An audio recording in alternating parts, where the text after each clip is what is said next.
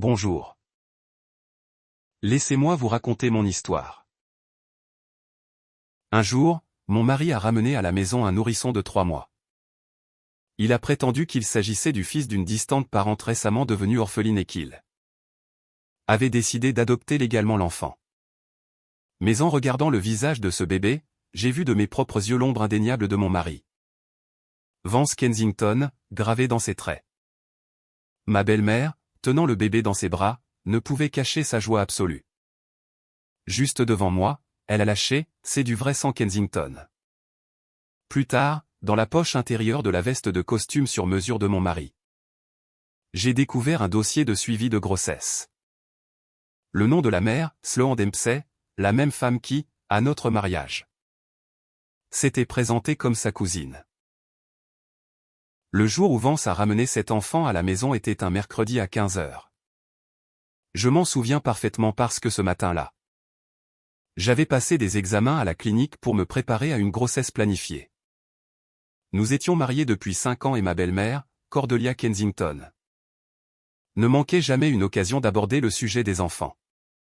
Cela avait commencé par des allusions subtiles, qui s'étaient transformées en suggestions ouvertes, puis en humiliations gratuites. J'avais 32 ans. Mes trompes de Fallope étaient dégagées. Mon ovulation était régulière. Le médecin m'avait assuré que physiquement tout était parfait et m'avait simplement conseillé de me détendre. En retournant à notre domaine de Greenwich, dans le Connecticut, avec mes résultats, je pensais à la façon dont j'annoncerais la bonne nouvelle à mon mari ce soir-là. Au lieu de cela, je suis tombé sur un comité d'accueil dans notre salon. Cordelia était assise sur le canapé en velours, le bébé dans les bras, affichant un sourire radieux. Notre gouvernante, Greta, se tenait à côté d'elle, tenant un biberon de lait chaud et roucoulant d'un ton mielleux. Cet enfant a une chance incroyable de tomber dans une demeure aussi prestigieuse que celle des Kensington. Vance se tenait près des baies vitrées, engagé dans une conversation téléphonique intense. Sa voix était basse et ferme, « Oui. Les papiers sont presque finalisés. La garde ne posera aucun problème. » Je suis resté dans le hall d'entrée. J'ai troqué mes talons contre mes mocassins d'intérieur et j'ai glissé mes résultats médicaux au fond de mon sac de marque. Je me suis approché et j'ai demandé « À qui est cet enfant ?» Ma belle-mère a levé les yeux vers moi. Son sourire s'est légèrement crispé. Elle a craché d'un air dédaigneux. « Vance ne te l'a pas dit ? C'est le bébé d'une de ses distantes cousines. Elle a été tuée dans un accident de voiture et l'enfant s'est retrouvé tout seul. Vance, avec son grand cœur, a décidé de l'adopter. Le nourrisson, vêtu d'une grenouillère en velours blanc, avait la peau très claire et de longs cils. Il dormait les yeux fermés. J'ai fixé son petit visage pendant quelques secondes et mon cœur s'est mis à battre la chamade. La forme de ses sourcils, la courbe de sa mâchoire. La ressemblance était frappante. Vance a raccroché et s'est approché de moi. Du haut de ses plus d'1,90 m. Il bloquait la lumière du lustre en cristal de baccarat, projetant une ombre massive sur mon visage. Il a posé une main sur mon épaule, d'un ton qui ne laissait aucune place à la discussion, « Vespé. Je voulais te parler de ça ce soir. Ma cousine est morte subitement. Je ne pouvais pas laisser le petit dans le système de placement familial. Pour l'instant. Je l'ai amené ici. À partir d'aujourd'hui, c'est notre fils. » Quelle cousine, ai-je demandé. Je ne savais pas que tu avais une cousine qui attendait un bébé. Tu ne la connais pas. A-t-il répondu de manière évasive. Ma belle-mère s'est immiscée dans la conversation, « Vespé. Pourquoi poses-tu tant de questions ? Vance fait une magnifique action caritative et tu es en train de l'interroger. Les gens vont commencer à dire que la belle-fille Kensington est incroyablement mesquine. Je n'ai plus dit un mot. Ce soir-là, pendant que Vance travaillait dans son bureau, je rangeais notre dressing. Sa veste de costume était suspendue sur un valet de nuit. J'allais la mettre dans le sac de pressing quand mes doigts ont effleuré quelque chose de rigide. Dans la poche intérieure, un papier plié. Je l'ai sorti et ouvert. C'était une feuille standard avec un en-tête élégant imprimé en lettres d'or. Sutton Place Women's Clinic, Upper East Side, New York. Patiente, Sloan Dempsey, 28 ans. Âge gestationnel, 36 semaines. Procédure, échographie, surveillance fœtale, bilan sanguin complet. Sur l'échographie agrafée, le profil du fœtus était clairement visible. J'ai fixé ce nom pendant un long moment. Sloan Dempsey. Je l'avais vue il y a 5 ans à notre mariage. Elle portait une robe de demoiselle d'honneur couleur champagne et se tenait devant la suite nuptiale, me regardant avec des yeux légèrement injectés de sang. Quand j'avais demandé qui elle était, elle m'avait dit être la cousine de Vance. Qu'ils avaient grandi ensemble et qu'ils étaient extrêmement proches. Je l'avais cru. 3 mois après notre mariage. J'avais aperçu un texto sur le téléphone de Vance venant d'un contact enregistré sous le nom de cousine. Le message disait « Vance, je suis enceinte ». Quand je l'avais interrogé, il avait éclaté de rire. Prétendant que sa cousine s'était trompée de destinataire et que le message était destiné à son propre mari. Il l'avait appelé devant moi et Sloan s'était abondamment excusé pour cette maladresse. Une fois de plus, je l'avais cru. Et maintenant, ce dossier prénatal était entre mes mains. Nom de la mère, Sloan Dempsey. Date de l'examen, septembre de l'année dernière. J'ai ouvert le calendrier de mon téléphone et j'ai compté 36 semaines en arrière à partir de septembre. Le calcul pointait tout droit vers janvier. En janvier dernier, Vance m'avait dit qu'il devait se rendre à Tokyo pour des négociations à haut risque concernant une fusion pour Kensington Holdings. Il était parti pendant 20 jours entiers. J'ai replié le document, je l'ai remis exactement là où je l'avais trouvé. Dans la poche de la veste, et j'ai raccroché le vêtement. Je suis sorti de la suite parentale et je suis descendu. Dans le salon, ma belle-mère jouait toujours avec le bébé. Le nourrisson s'était réveillé, ses grands yeux sombres fixant le vide. « Regardez ces grands yeux », s'est exclamé Greta. « À qui ressemble-t-il » Avance quand il était petit, a lâché ma belle-mère de manière mécanique. Réalisant immédiatement sa gaffe, elle m'a lancé un regard avant d'ajouter « Eh bien. C'est la même lignée.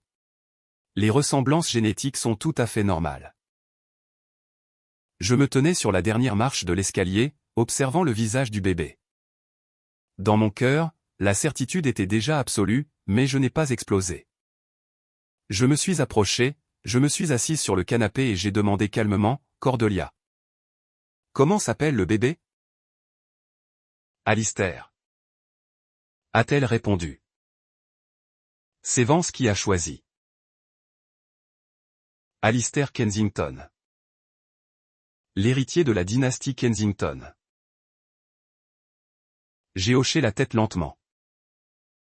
Je vais chercher un verre d'eau dans la cuisine.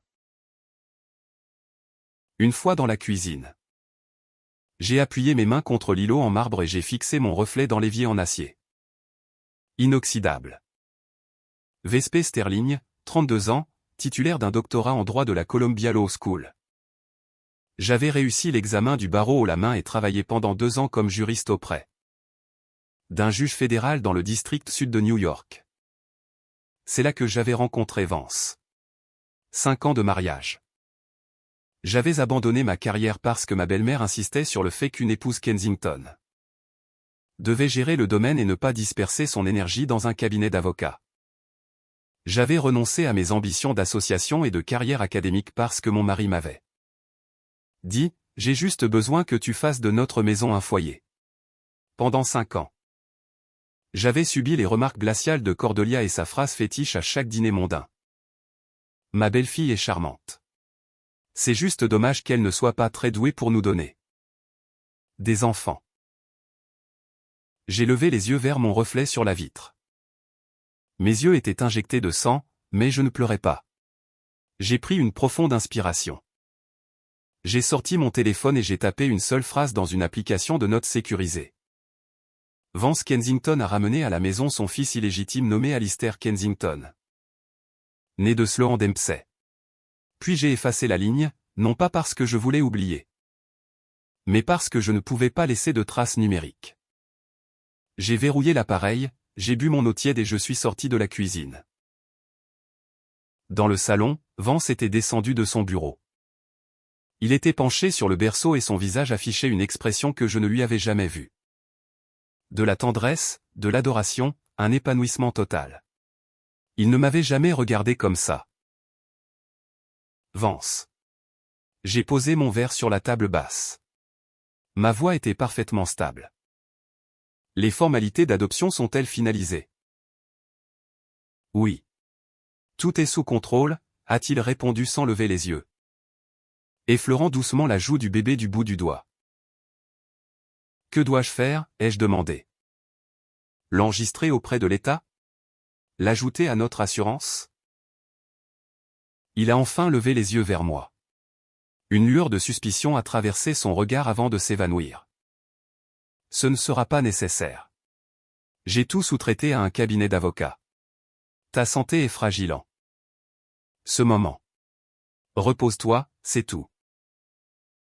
J'ai esquissé un faible sourire. Très bien. Ma belle-mère a ricané sur le côté, Vespé. Ne te torture pas avec les détails. Alistair est là maintenant. Il sera ton fils. Traite-le bien. C'est tout ce qu'on te demande. Maman a raison. A appuyé Vance. Greta m'a lancé un regard étrange.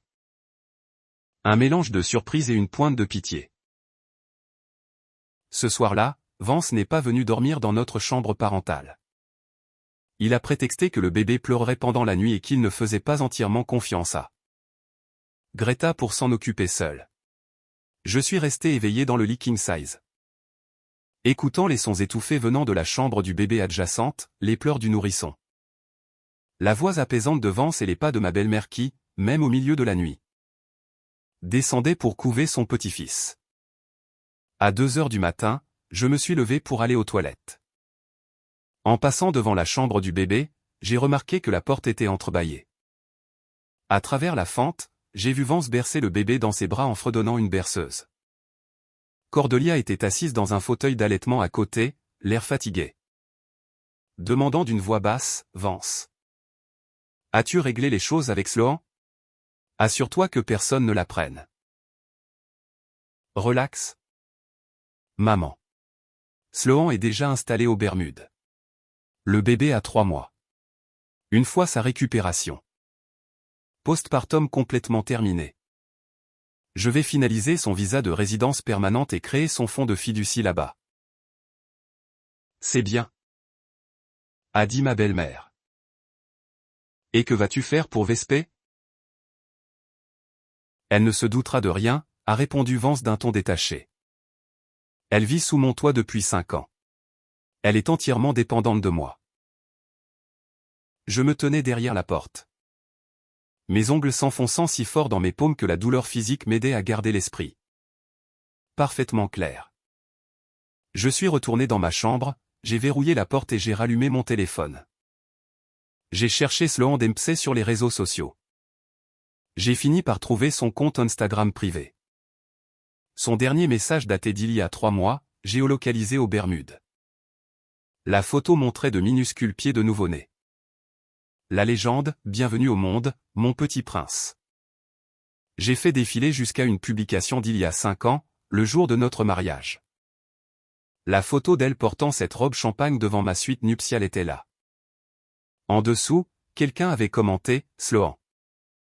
L'homme que tu aimes vient d'en épouser une autre. Tu n'es pas anéanti? Ce à quoi elle avait simplement répondu par un emoji souriant. J'ai éteint l'écran et fermé les yeux. Dans l'obscurité, j'ai écouté le battement régulier et puissant de mon propre cœur. À partir de ce jour, je ne verserai plus une seule larme pour cet homme. À 4 heures du matin, j'ai ouvert une application de notes hautement cryptée sur mon téléphone. Cette fois, je n'ai rien effacé. J'ai écrit toute la nuit. Vance Kensington et Sloan Dempsey ont une liaison de longue date. Sloan est tombée enceinte en janvier de l'année dernière et a accouché en juin. Cet enfant est le fils biologique de Vance. 2. Sous couvert d'une adoption. Vance a ramené son enfant illégitime dans notre foyer conjugal pour en faire son héritier légal. 3. Ma belle-mère, Cordelia Kensington, est pleinement informée et participe activement à la dissimulation. Greta, la gouvernante, est probablement complice. 4. Objectif impératif, obtenir des preuves irréfutables. Test ADN secret, historique des virements bancaires, relevé téléphonique. Document d'expatriation de Sloan. 5. Contacter un avocat impitoyable pour évaluer les options pour un divorce pour faute. Une pension alimentaire massive et un versement forfaitaire pour préjudice moral et financier. 6. Règle absolue, ne montrer aucune émotion. Maintenir le statu quo pour gagner du temps. Une fois la note terminée, je l'ai verrouillée derrière un mot de passe complexe que seul moi connaissais. À 6 heures du matin, avant l'aube, je me suis douché et je suis descendu préparer le petit déjeuner. Greta était déjà dans la cuisine. Quand elle m'a vu, elle a sursauté, « Madame Vespey. Pourquoi êtes-vous debout si tôt? Je peux tout gérer. Vous avez été debout la moitié de la nuit. Avec le bébé. S'il vous plaît, reposez-vous. » J'ai noué mon tablier, ouvert le réfrigérateur Sub-Zero et sorti des œufs et du beurre. Vance aime ses œufs au plat avec le jaune parfaitement coulant. Je vais les faire. Greta se tenait immobile à côté de moi, me regardant comme si elle voulait me présenter des excuses. Finalement, elle a fait demi-tour et s'en est allée. Je me tenais devant la cuisinière, écoutant le beurre grésiller dans la poêle. J'ai cassé l'œuf. Le blanc a pris instantanément tandis que le jaune restait intact et brillant. En le regardant, je me suis rappelé qu'il y a 5 ans, juste après notre mariage, je ne savais même pas faire frire un œuf. Vance m'avait dit qu'il adorait les œufs au plat impeccables. S'en était suivi un mois entier de pratique. Mes mains parfois tachées de brûlures dues aux projections de graisse. Jusqu'à ce que je maîtrise la cuisson. À l'époque, je pensais naïvement qu'en travaillant plus dur, je serais une épouse irréprochable et apporterais le bonheur à cette famille. Quelle ironie absolue aujourd'hui. Le petit déjeuner était servi quand Vance est sorti de la chambre du bébé. Il avait des cernes sous les yeux mais semblait de très bonne humeur. Il s'est assis à l'îlot, a admiré son assiette et a esquissé un léger sourire. « Pourquoi es-tu debout si tôt ? » Je n'arrivais pas à dormir. Je lui ai versé une tasse de café noir et me suis assise en face de lui. « Vance, je dois te dire quelque chose. » « Je t'écoute. » a-t-il dit en se penchant sur son assiette. J'ai reçu mes résultats médicaux de la clinique hier. La gynécologue a confirmé que tout est parfaitement normal chez moi. Je peux concevoir un enfant sans aucune difficulté. La fourchette de Vance s'est arrêtée en plein vol. Il a lentement levé la tête, croisant mon regard. J'ai soutenu son regard, articulant d'une voix douce mais distincte, « Je veux un enfant. Notre propre enfant. » Un silence pesant s'est installé dans la cuisine. Vance a posé ses couverts, s'est adossé à sa chaise et m'a fixé avec une expression indéchiffrable. Je m'attendais à ce qu'il feigne la joie, ou au moins qu'il dise quelque chose de réconfortant. Au lieu de cela, il a simplement déclaré « Vespey. Nous avons Alistair maintenant. Le sujet d'un autre enfant n'est pas pressant. Concentre-toi d'abord sur ta santé. » Mais mes examens montrent que... Il s'est levé brusquement, jetant sa serviette en lin sur le comptoir. J'ai une réunion de conseil d'administration cruciale ce matin. Je ne serai pas à la maison pour le dîner. Il a quitté la pièce. Je suis resté seul à l'îlot. Le faux plat dans mon assiette avait refroidi, le jaune se figeant en un film terne. J'ai pris ma fourchette et je l'ai mangé bouchée par bouchée, même s'il n'avait aucun goût. Ce soir-là, Vance n'est effectivement pas rentré. Cordelia s'est enfermée à l'étage avec le bébé. Greta lavait la vaisselle dans la cuisine. Je me tenais seul sur le canapé du salon. La télévision branchée sur une chaîne d'information en continu que je n'écoutais pas. Mon téléphone a vibré. Un e-message d'un numéro inconnu. Madame Kensington. C'est Sloan Dempsey. Vance a dû tout vous expliquer. J'espère que la présence du bébé ne vous pose pas trop de problèmes. Vance et moi nous aimons sincèrement.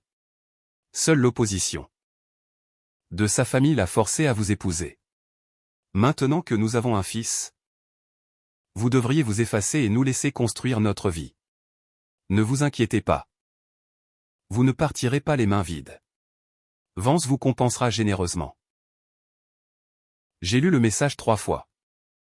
J'ai pris une capture d'écran et l'ai immédiatement transférée dans mon coffre-fort crypté. Puis j'ai répondu, je comprends parfaitement. La réponse a été instantanée. Êtes-vous vraiment prête à nous faciliter les choses? C'est admirable. Madame Kensington. Vous êtes une femme bien. Une femme bien. J'ai éteint l'écran. Je me suis levé et j'ai marché vers la chambre du bébé. La porte était grande ouverte. Ma belle-mère arpentait la pièce, berçant doucement l'enfant. Petit Alistair, mon doux Alistair. Sois un bon garçon. Mon trésor. Tout le cœur de grand-mère.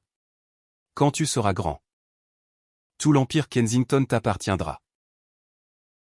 Greta hochait la tête en regardant. Vous êtes vraiment bénie, Madame Cordelia. La lignée Kensington a enfin son héritier mâle. Ma belle-mère m'a aperçu sur le pas de la porte. Son sourire s'est figé. Elle a rapidement tendu le bébé à Greta, est sortie de la pièce et, dans un geste inhabituel, a pris ma main d'un ton qu'elle voulait bienveillant, Vespé. Je sais que cette situation est inhabituelle. Mais tu dois être compréhensive. Vance est fils unique. Une fortune aussi colossale ne peut pas rester sans héritier direct. Si tu avais été capable de mener une grossesse à terme, les choses auraient été différentes. Mais puisque la nature en a décidé autrement, Alistair sera ton fils, et il te respectera en tant que tel. J'ai fixé son visage empreint d'une assurance condescendante. Soulagée, elle m'a tapoté la main d'un air amical. Ce soir-là, de retour dans ma chambre, j'ai verrouillé la porte et je me suis tenu devant le grand miroir. J'ai regardé mes 32 ans, ma peau sans défaut, ma silhouette entretenue, et dans mes yeux, une lumière froide mais intacte. J'ai pris mon téléphone et j'ai composé un numéro que je connaissais par cœur. Après 3 sonneries, une voix d'homme a répondu, Merrick Thorne à l'appareil. Merrick. C'est Vespé Sterling. Est-ce que je peux te parler? Un silence s'est étiré en ligne. Vespé. Cela fait des années. Que se passe-t-il? J'ai raclé ma gorge, je veux divorcer. J'ai besoin de tes services. Tu es sûr? Absolument. Compris. Demain à 14 h à mon cabinet. J'ai raccroché, effacé l'historique d'appel et posé le téléphone sur la table de chevet. J'ai éteint la lumière. Demain serait un jour nouveau. Le cabinet d'avocats de Merrick Thorne occupait le dernier étage d'un gratte-ciel en verre à Hudson Yard. À travers les immenses baies vitrées, on pouvait voir toute l'étendue de Manhattan. Je suis arrivé 10 minutes en avance, portant un trench coat noir classique, caché derrière des lunettes de soleil de créateur et un foulard en soie. Merrick avait été mon partenaire d'études à Columbia Law avant de se réorienter vers le droit de la famille pour les très hauts patrimoines et de fonder un cabinet spécialisé reconnu pour sa férocité dans les divorces complexes. Dans les hautes sphères de New York, il était connu comme le requin du droit matrimonial. Les épouses qui le représentaient repartaient toujours avec des accords dévastateurs pour la partie adverse. Il m'a versé un verre d'eau pétillante et s'est assis en face de moi, dis-moi tout. J'ai sorti mon téléphone, ouvert l'application cryptée et la lui étendue. Il a lu mes notes pendant 10 minutes, ses sourcils se fronçant davantage à chaque ligne. Il a enfin levé les yeux, donc. Ton mari ramène le bébé de sa maîtresse dans votre foyer conjugal et essaie de te forcer à l'élever. C'est complètement insensé. Quelle preuve tangible as-tu ici? J'ai fait glisser l'écran pour lui montrer la photo du dossier médical de Sloan Dempsey.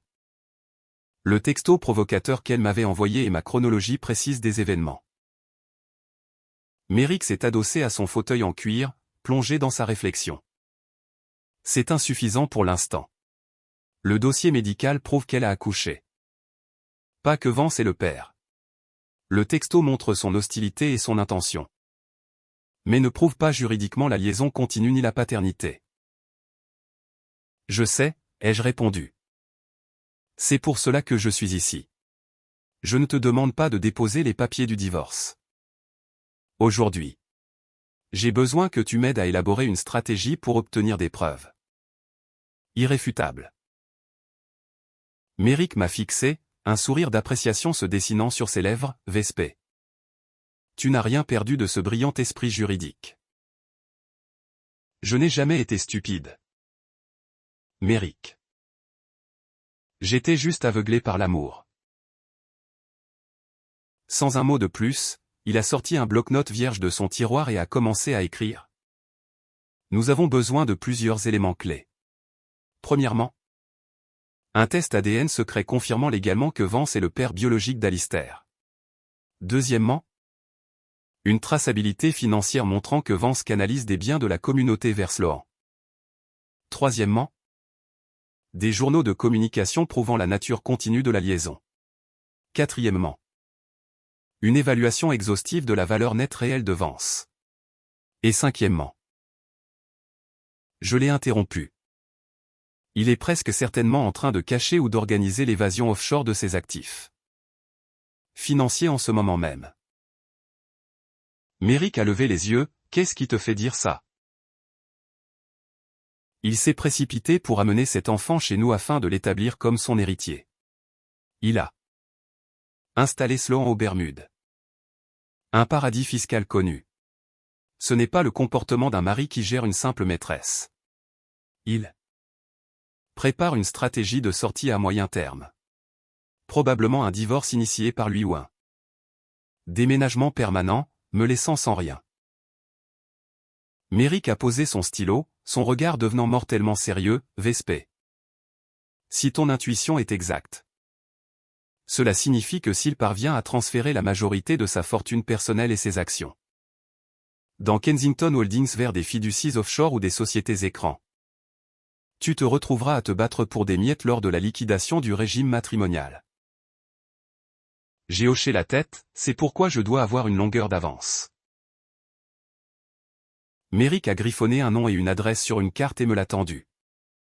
C'était le contact d'une société de renseignement privé dirigée par Elias Vance. Un ancien agent des crimes financiers du FBI spécialisé dans l'expertise comptable judiciaire et l'espionnage conjugal complexe. Va le voir. Dis-lui que je t'envoie. Il gérera les prélèvements ADN secrets et mettra en place une surveillance discrète.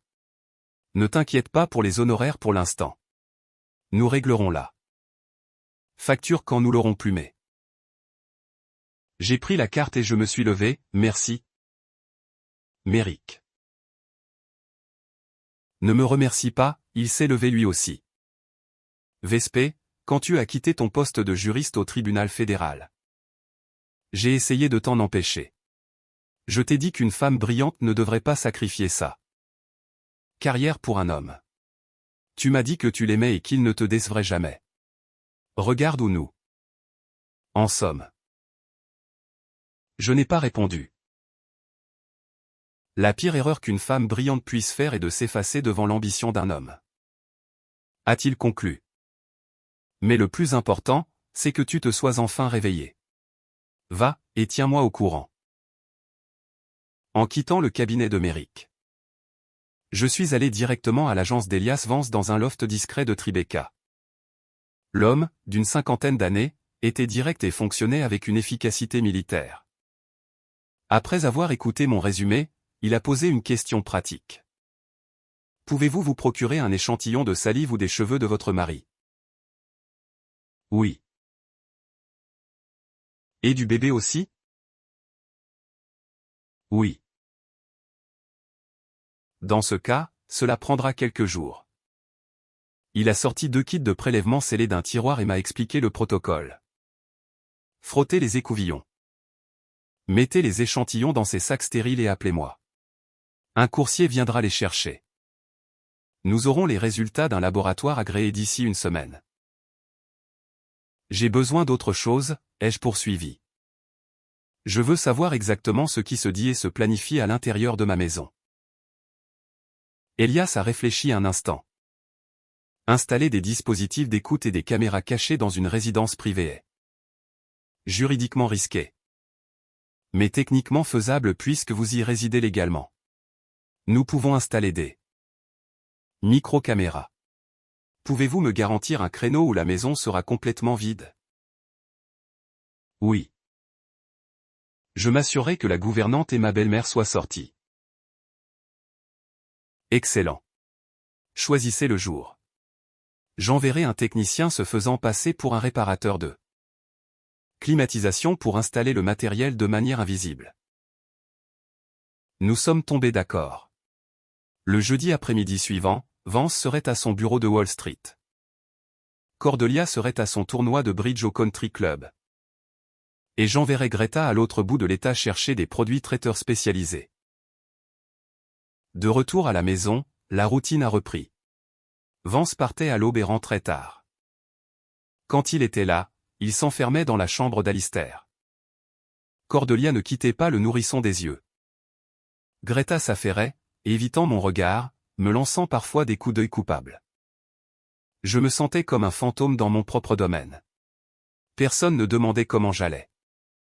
Personne n'a remarqué que je n'avais pas souri depuis des jours, mais je m'en fichais. Je n'avais plus besoin de leur validation. Le jeudi après-midi, le technicien d'Elias est arrivé exactement à l'heure. Portant l'uniforme d'une société de services en climatisation de haut standing. Pendant que je feignais de lire un roman dans le salon, je l'ai regardé installer rapidement des micro-caméras de la taille d'une tête d'épingle. Dans le lustre baccarat, sur une étagère du bureau de Vance, dans une prise près de notre lit. Et dans le détecteur de fumée de la chambre du bébé. 6 caméras au total, couvrant tous les espaces de vie clés. Avant de partir, il m'a montré l'application dédiée sur mon téléphone. La capture vidéo et audio haute définition était impeccable. Ce soir-là, Vance est rentré tôt. Il est allé directement dans la chambre d'Alistair. J'ai activé le flux vidéo sur mon écran. Je l'ai regardé prendre le bébé, arpentant la pièce et lui murmurant à l'oreille. J'ai augmenté le volume, mon fils. Papa est en train de te bâtir un empire d'or. Tout ce que possèdent les Kensington sera à toi. Mon doigt est resté suspendu au-dessus de l'écran tactile, tremblant légèrement. Ce n'était pas de la tristesse. C'était une rage froide et méthodique. J'avais géré ce domaine pendant 5 ans. J'avais subi les maltraitances psychologiques de sa mère. Sacrifié mon diplôme de droit et mon avenir pour lui. Et au bout du compte, il murmurait au bébé de sa maîtresse que toute la fortune familiale lui reviendrait, me reléguant au rôle de figurante non payée. De couverture respectable pour sa double vie avec Sloan. J'ai fermé l'application et j'ai respiré lentement. Reste calme, Vespé. Si tu perds ton sang-froid, tu perds la partie. Le lendemain matin, j'ai récupéré la brosse à dents électrique de Vance. Dans la poubelle de la chambre du bébé. J'ai récupéré une couche souillée contenant des cellules épithéliales du nourrisson.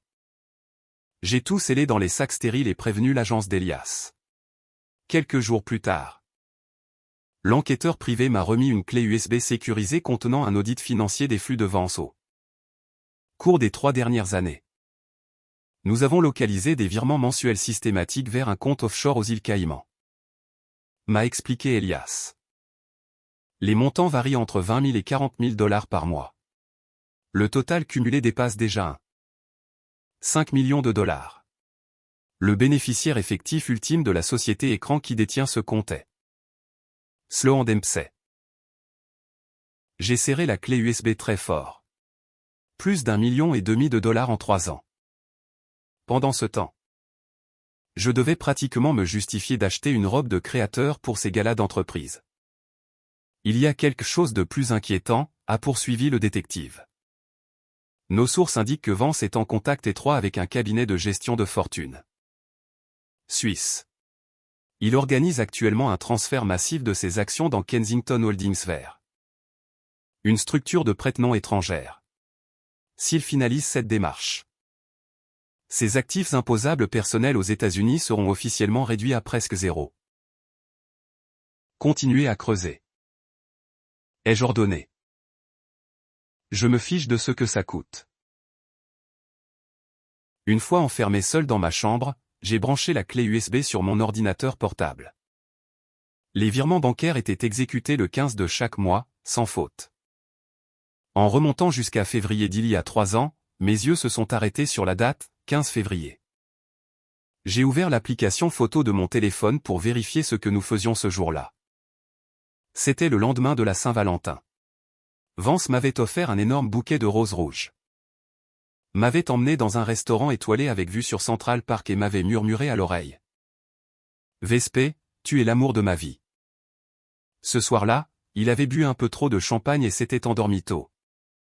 J'avais vu une brève notification sur son écran, fonds transférés avec succès.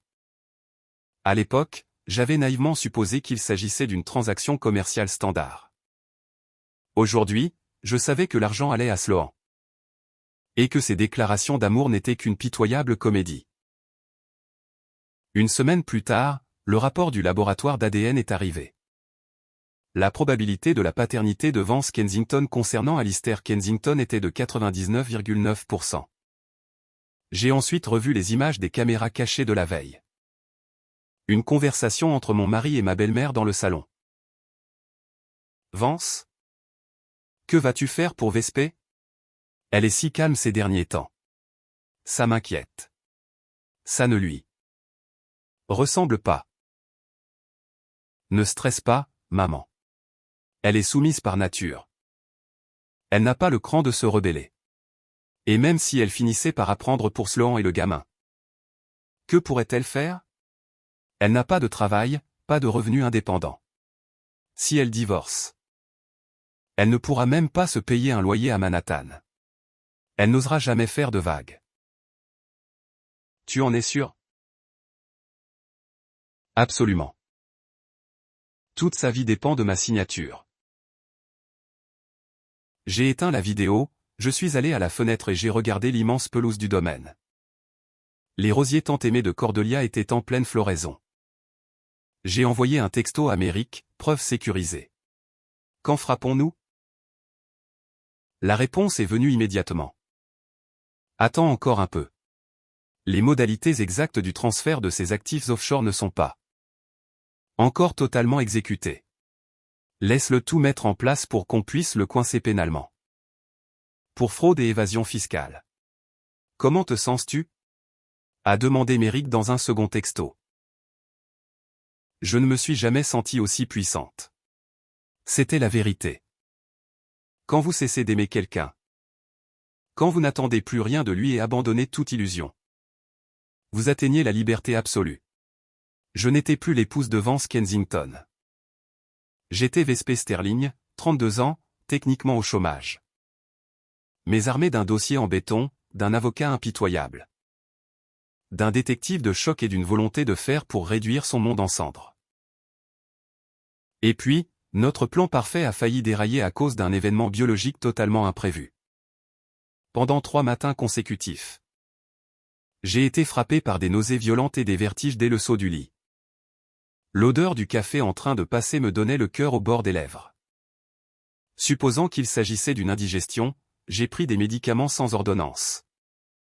Sans aucun effet. Le 3e soir, en me regardant dans le miroir de la salle de bain, une réalisation m'a frappé comme la foudre, mes règles avaient 2 mois de retard. Mon cœur a raté un battement. Profitant de l'absence de Vance, j'ai pris un Uber jusqu'à une pharmacie de garde. J'ai acheté 3 tests de grossesse de marques différentes. De retour à la maison, derrière la porte verrouillée, je les ai faits. 3 fois de suite, 2 traits roses très nets sont apparus. Je me suis laissé glisser contre le carrelage froid de la salle de bain, fixant les bâtonnets en plastique pendant un long moment. J'étais enceinte. Enceinte de l'homme dont j'orchestrais actuellement la ruine. Une tempête faisait rage dans ma tête. Que devais-je faire? Interrompre la grossesse ou la mener à terme. Si j'avortais, je coupais définitivement les ponts. Le divorce serait propre, ma liberté absolue. Si je gardais le bébé, je serais lié à la famille Kensington pour le reste de ma vie. Mais d'un autre côté, cet enfant à naître était la carte maîtresse ultime. Un enfant né dans le mariage, le seul héritier légitime de la dynastie. Face au bébé illégitime de Sloan Dempsey. Cette famille n'avait-elle pas une obsession quasi médiévale pour la lignée et l'héritage? Ne m'avait-il pas humilié pendant des années en me croyant stérile? Je me suis levé, je me suis lavé le visage et j'ai emballé les tests dans un sac en plastique. Je suis allé les jeter moi-même dans les conteneurs extérieurs pour que Greta ne les trouve jamais. J'ai raclé ma gorge, je suis retourné dans ma chambre et j'ai envoyé un texto crypté à Merrick. Je suis enceinte. Il m'a appelé immédiatement. La voix tendue, tu es sûr? 3 tests positifs. Un lourd silence a pesé sur la ligne. Que vas-tu faire? Je le garde. Vespé, réfléchis bien. Si cet enfant naît, le divorce devient infiniment plus compliqué. Tu seras lié à lui pour toujours. J'ai réfléchi. Merrick. Ce bébé est mon option nucléaire. La famille Kensington fonctionne sur un modèle patriarcal. Rigide. Cordelia me méprisait parce que je ne pouvais pas lui donner d'héritier. Aujourd'hui, je porte cet héritier légitime. Si c'est un garçon, ils feront tout pour m'empêcher de le leur enlever. Ce qui me donne un levier de négociation infini. Et si c'est une fille? Ce sera encore plus savoureux. Ils verront leur héritier mal tant désiré relégué au rang de bâtard. Illégitime, tandis que ma fille deviendra la seule ligne directe légale vers la fortune familiale. Merrick a laissé échapper un rire sombre et admiratif, Vespé. Tu es terrifiante. C'est exactement comme ça qu'on survit dans ce monde. Le lendemain, je suis allé à la clinique pour confirmer médicalement la grossesse. Le diagnostic était clair, enceinte de 6 semaines, développement embryonnaire parfait. Activité cardiaque détectable. J'ai sauvegardé l'échographie dans mon coffre-fort crypté. De retour au domaine, j'ai trouvé Vance dans le salon. Prélassé devant la télé pendant que Cordelia couvait le petit Alistair. Greta venait d'apporter un plateau de fruits frais. Je me suis approché et je me suis assise à côté de mon mari, Vance. J'ai une annonce importante à faire. Il a tourné la tête vers moi. Ses yeux affichant leur indifférence habituelle, je t'écoute. Je suis enceinte. L'atmosphère dans la pièce s'est figée instantanément. La main de Cordelia est restée immobile au-dessus du berceau. Greta s'est arrêtée net sur le pas de la porte, le plateau en argent tremblant entre ses mains. Le visage de Vance est passé de l'indifférence au choc, puis à un dégoût pur et simple. Ce n'était pas de la joie ni même une surprise constructive. C'était une hostilité pure. « Qu'est-ce que tu viens de dire ?» a-t-il grincé. Je suis enceinte de 6 semaines. Le cœur bat fort. J'ai sorti l'échographie de mon sac et je l'ai posée sur la table basse. Ma belle-mère a réagi la première. Elle a pratiquement jeté Alistair dans les bras de Greta et s'est précipitée sur le cliché, l'inspectant frénétiquement. Ses traits étaient déformés par la panique. Elle a regardé le papier, m'a regardé, puis s'est tournée vers son fils, Vance. C'est impossible. C'est un faux. Tais-toi, maman, a coupé Vance d'une voix glaciale. Il s'est levé et m'a fixé avec un mépris pur. Vespé, tu penses honnêtement pouvoir me jouer avec une fausse échographie? Pendant 5 ans. Greta a versé une dose de contraceptif oral liquide dans ton lait d'amande chaud chaque matin. Tu ne peux absolument pas être enceinte. C'est scientifiquement impossible. J'ai ressenti un choc d'une violence inouïe dans le ventre. Le lait chaud que Greta me préparait religieusement chaque matin. J'ai lentement tourné mes yeux vers la gouvernante. Elle se tenait là, livide. Le plateau en argent a glissé de ses doigts, s'écrasant sur le parquet dans un fracas assourdissant. Greta, ai-je murmuré, la voix à peine audible. Est-ce que ce qu'il dit est vrai? La femme a ouvert la bouche, incapable de sortir un son. Ses yeux suppliants se tournant vers Cordelia. La femme plus âgée a délibérément détourné le regard. Vance a ricané, totalement indifférent. Ne te donne pas la peine de l'interroger. C'est moi qui lui ai ordonné de le faire. Je ne pouvais pas prendre le risque que tu tombes enceinte avant que la situation d'Alistair ne soit stabilisée. La lignée Kensington n'a besoin que d'un seul héritier légitime. Un enfant de toi n'a pas sa place dans cette famille. Pas sa place? J'ai soutenu son regard, me levant pour lui faire face. Vance? Tu prétends me droguer avec des contraceptifs à mon insu depuis 5 ans. Alors comment expliques-tu le fait que je sois bel et bien enceinte de 6 semaines et que le cœur de cet enfant batte? Soit tes médicaments ont expiré, soit ton fournisseur t'a arnaqué. Quoi qu'il en soit, la réalité biologique est bien là. Les analyses de laboratoire sont définitives. Si tu en doutes, nous pouvons aller à l'hôpital dès maintenant pour une prise de sang supervisée par un notaire. Cordelia a réagrippé l'échographie, vérifiant les tampons de l'hôpital. La signature du chef de service et la date du jour. C'était irréprochable. Vance, a bégayé ma belle-mère, pâle comme un linge. Ce document est totalement authentique. Et alors? Vance a arraché la photo de ses mains, l'a déchirée en deux et a jeté les morceaux sur le sol. Tu vas avorter, a-t-il déclaré d'un ton clinique. Comme s'il planifiait une réunion téléphonique. La décision est prise. Cet enfant ne portera jamais le nom Kensington. Demain matin. Je t'emmène à la clinique. Tu n'as pas le choix. Il s'est approché de moi violemment, me saisissant le menton pour me forcer à le regarder dans les yeux. Vespé. Tu vis sous mon toit. Tu manges à ma table. Chaque centime que tu dépenses vient de ma carte. Platinum. Si je te dis de porter un enfant, tu le portes. Si je te dis d'avorter, tu avortes. Est-ce que c'est clair? Je l'ai fixé. Il ne restait plus aucune trace de l'homme que j'avais aimé autrefois. J'ai laissé échapper un rire sec et nerveux. Vance s'est tendu, qu'est-ce qui est si drôle? Ma propre stupidité. Ai-je répondu. Arrête ça tout de suite, a hurlé Cordelia derrière moi. Vespé. Ne sois pas ingrate. Vance agit pour ton propre bien. Qui va s'occuper d'un nouveau-né si tu es aussi têtu? Alistair est encore si petit. C'est déjà trop de travail. Tu essaies de nous pousser à bout. Je me suis retourné vers elle, Cordelia. Vous êtes si pressé de me voir avorter simplement parce que vous êtes terrifié à l'idée que je donne naissance à un fils légitime qui réduirait à néant les prétentions d'héritage de votre précieux bâtard. N'est-ce pas? Le visage de Cordelia est devenu cramoisi, comment oses-tu proférer d'aussi viles calomnies? Ça suffit, a aboyé Vance. Vespé, la discussion est close. Demain matin à 9 h. J'ai réservé un rendez-vous à la clinique Sutton Place Women's Clinic avec un spécialiste qui gère les affaires discrètes de notre famille. Coopère et tout se passera bien. Sinon, je deviendrai beaucoup moins poli.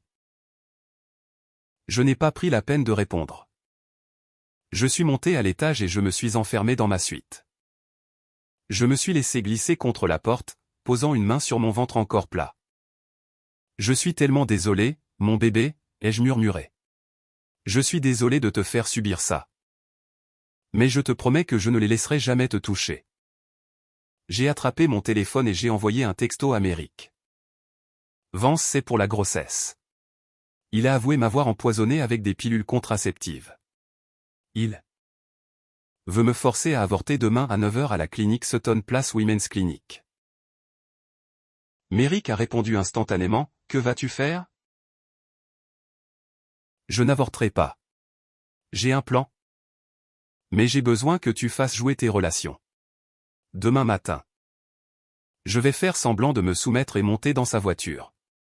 Je veux que tu contactes tes connaissances dans l'administration médicale de cette clinique.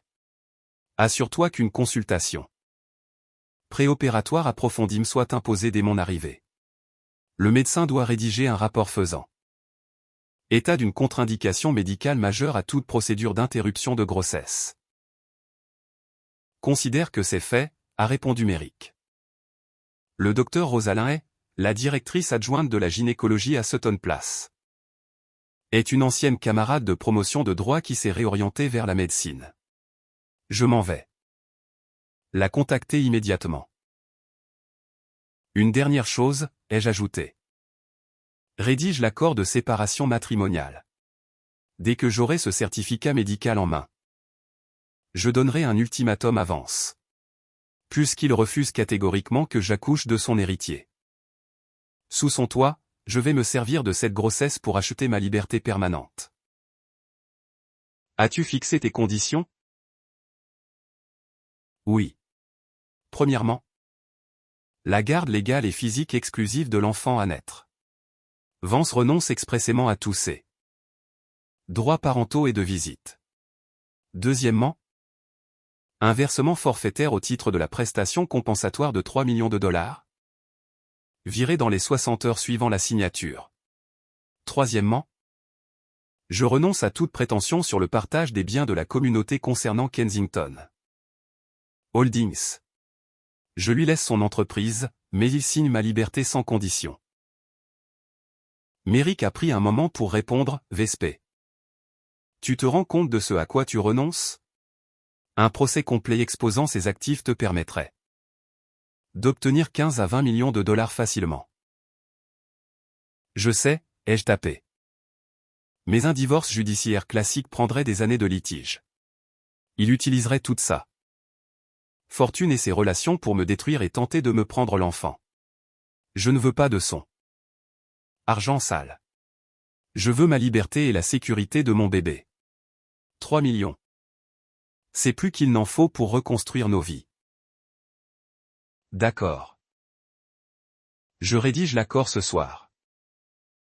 Je te le fais parvenir demain. À 7 h du matin le lendemain, je suis descendu à la cuisine. Greta était déjà là. En me voyant, elle a failli faire tomber son torchon à vaisselle. Elle m'a lancé un regard fuyant et terrifié, le visage déformé par la culpabilité. Je l'ai ignoré. J'ai ouvert le frigo. J'ai délibérément contourné la bouteille en verre de lait d'amande et je me suis versé un simple verre de jus d'orange du commerce. Greta s'est approchée d'un pas lourd, Madame Vespé. Monsieur Vance m'a dit de ne pas vous servir de petit déjeuner ce matin en raison de votre procédure médicale. Je sais. J'ai bu le jus d'un trait. Elle a hésité. Puis a mormonné, Madame. Êtes-vous vraiment enceinte? Je me suis tourné vers elle, Greta, pendant 5 ans. Vous avez glissé des substances chimiques dans ma boisson chaque matin. En me jurant qu'il s'agissait de vitamines haut de gamme pour booster ma santé. Pensez-vous honnêtement que je plaisanterais avec une chose pareille? Le visage de la gouvernante est devenu de la couleur de la cendre, je jure devant Dieu que je ne savais pas que c'était des contraceptifs. Madame Cordelia m'a juré que c'était des compléments prescrits par un grand médecin pour vous aider à concevoir. Je le jure. Qu'elle dise la vérité ou non ne m'importait plus. Vance est descendu. Son costume sur mesure était impeccable, ses cheveux parfaitement coiffés. Il semblait prêt pour un conseil d'administration à Wall Street. En me voyant à l'îlot, il a aboyé froidement, on y va. Le Lincoln Navigator de fonction attendait avec le chauffeur de la famille. Vance est monté à l'arrière et je me suis assise du côté opposé. Maintenant une distance physique maximale pendant tout le trajet vers Manhattan. Il n'a même pas jeté un coup d'œil vers moi, ses yeux rivés sur son smartphone. Du coin de l'œil, je pouvais lire le nom du contact, Sloan. Il lui disait qu'il arrivait à la clinique pour régler le problème définitivement et de ne pas s'inquiéter. J'ai tourné la tête pour regarder défiler les avenues de New York. J'avais vécu dans cette ville pendant 10 ans. Je connaissais chaque rue, mais aujourd'hui, tout me semblait étranger et lointain. Le SUV s'est garé dans le garage souterrain de la clinique Sutton Place Women's Clinic. Vance est sorti le premier. M'a attrapé fermement le poignet et m'a traîné vers l'ascenseur avec une prise si serrée que j'ai dû étouffer un gémissement de douleur. Pas de scène, m'a-t-il murmuré à l'oreille. Une menace brute. Nous sommes montés à l'étage d'obstétrique VIP.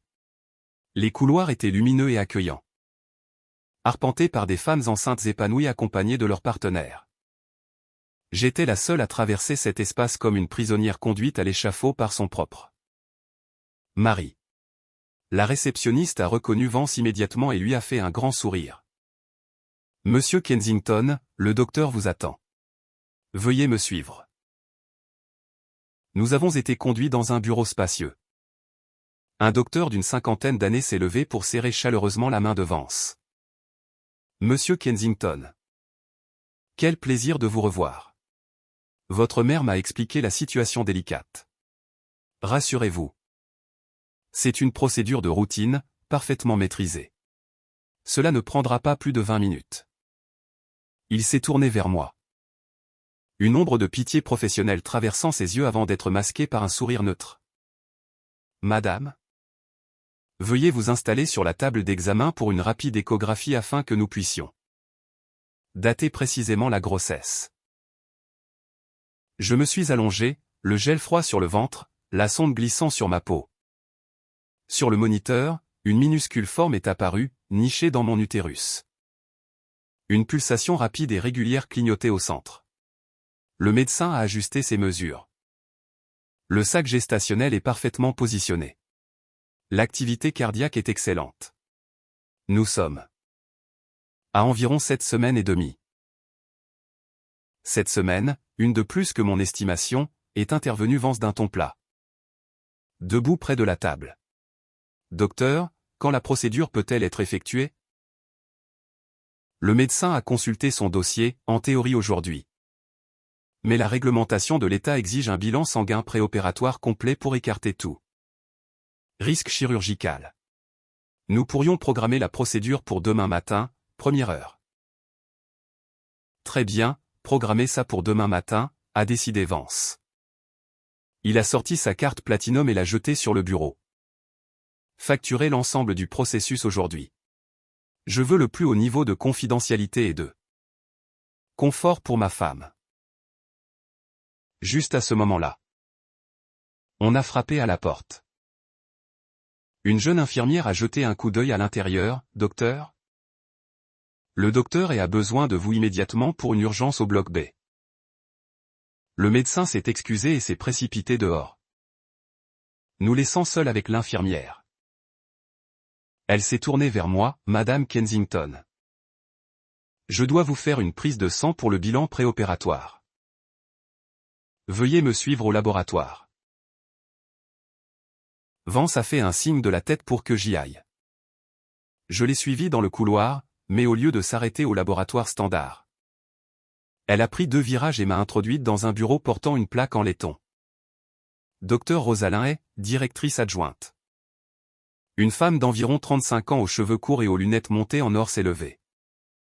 Pour m'accueillir avec une poignée de main chaleureuse, Vespé Sterling, je suis Rosalyn est. Une amie proche de Merrick Thorne. Assieds-toi. Nous n'avons pas beaucoup de temps. Elle s'est assise en face de moi. Merrick m'a briefé sur l'extrême gravité de ta situation. Tout est arrangé. Sous couvert du dépistage. Je vais te diagnostiquer une grave anomalie de l'hémostase mettant ta vie en danger. Essentiellement. Un risque massif d'hémorragie incontrôlable. Je vais émettre un rapport médical officiel interdisant strictly toute interruption chirurgicale ou chimique en dehors d'un hôpital universitaire spécialisé. De niveau 1. Aucune clinique privée de l'État de New York ne te touchera avec ce dossier. Dans le même temps, je vais lancer un vrai bilan pour m'assurer que toi et le bébé êtes en bonne santé. Merci infiniment. Docteur. Ai-je murmuré. Une vague massive de soulagement me submergeant. Ne me remercie pas. En tant que médecin. Voir des femmes contraintes d'avorter sous la pression de conjoints maltraitants et puissants me donne la nausée. Je suis heureuse de t'aider à protéger ce bébé. Elle a effectué un examen clinique rapide. Réalisé un électrocardiogramme et a prélevé elle-même mon sang. Quelques minutes plus tard, elle m'a remis une enveloppe scellée contenant mes vrais résultats. Impeccable. Accompagné d'un rapport hospitalier officiel falsifié faisant état d'un déficit sévère de coagulation sanguine entraînant un risque élevé d'hémorragie mortelle ou d'hystérectomie d'urgence. En cas d'intervention. Je suis retourné au bureau du premier médecin. Vance attendait impatiemment en consultant sa Rolex. Pourquoi cela a-t-il pris autant de temps, a-t-il demandé en grimaçant. Il y avait de l'attente au laboratoire. Ai-je répondu calmement. Le médecin m'est revenu. Tenant le rapport du docteur et qu'une secrétaire venait de lui tendre. En le lisant, son visage s'est décomposé. Il a regardé Vance, visiblement mal à l'aise, Monsieur Kensington. Le bilan sanguin de votre épouse révèle une anomalie constitutionnelle sévère de sa coagulation. Éthiquement et médicalement. Je ne peux absolument pas donner mon feu vert pour une interruption de grossesse dans cet établissement. Le risque hémorragique est beaucoup trop élevé pour une clinique privée. Le visage de Vance s'est effondré. Qu'est-ce que ça veut dire? C'est impossible. En l'état actuel des choses. Oui. Une hémorragie sévère pourrait être fatale ou nécessiter l'ablation d'urgence de l'utérus. Je recommande vivement un bilan hématologique approfondi et des traitements correctifs sur plusieurs semaines avant d'envisager la moindre démarche. Combien de temps cela prendra-t-il? A exigé Vance. Au minimum 1 mois. En supposant que ces paramètres se normalisent. Vance s'est levé brusquement, pâle d'une rage contenue. Impuissant à exploser devant le personnel médical. Il m'a lancé un regard meurtrier, 1 mois s'il le faut. A-t-il craché avant de quitter la pièce en trombe? Une fois de retour à l'arrière du navigateur, l'atmosphère est tombée au-dessous de zéro. Tu as orchestré tout ça, n'est-ce pas? A-t-il lâché soudainement. Orchestré quoi? Mon examen sanguin. Tu crois que tu gagnes du temps? Je me suis tourné vers lui, Vance. Penses-tu honnêtement que je pourrais falsifier des résultats d'analyse dans l'une des plus grandes cliniques privées de Manhattan? Quel intérêt aurais-je à faire durer ce cauchemar un jour de plus? Il n'a pas répondu. Le médecin a été explicitement clair. Je risque ma vie ou la perte permanente de ma fertilité s'il y a des complications. Veux-tu vraiment me voir morte ou mutilée simplement pour arriver à tes fins? Il a détourné le regard. Fixant la ligne d'horizon de New York qui défilait derrière la vitre teintée. Dès notre retour au domaine de Greenwich. Cordelia attendait dans le hall. Alors? Non, a aboyé Vance, jetant sa veste de costume sur la console en acajou. Les analyses sanguines interdisent toute intervention immédiate. Nous devons attendre 1 mois. Le visage de Cordelia est devenu violet. Elle m'a fixé avec une suspicion haineuse. Des analyses? C'est une comédie. Elle refuse d'avorter, c'est évident. Maman? Le chef de service a personnellement signé le protocole de refus en raison d'un risque d'hémorragie massive, a répliqué Vance, épuisé. Je me fiche de leur protocole de Manhattan. Je n'ai jamais entendu parler d'une grossesse con. Ne pouvez pas interrompre.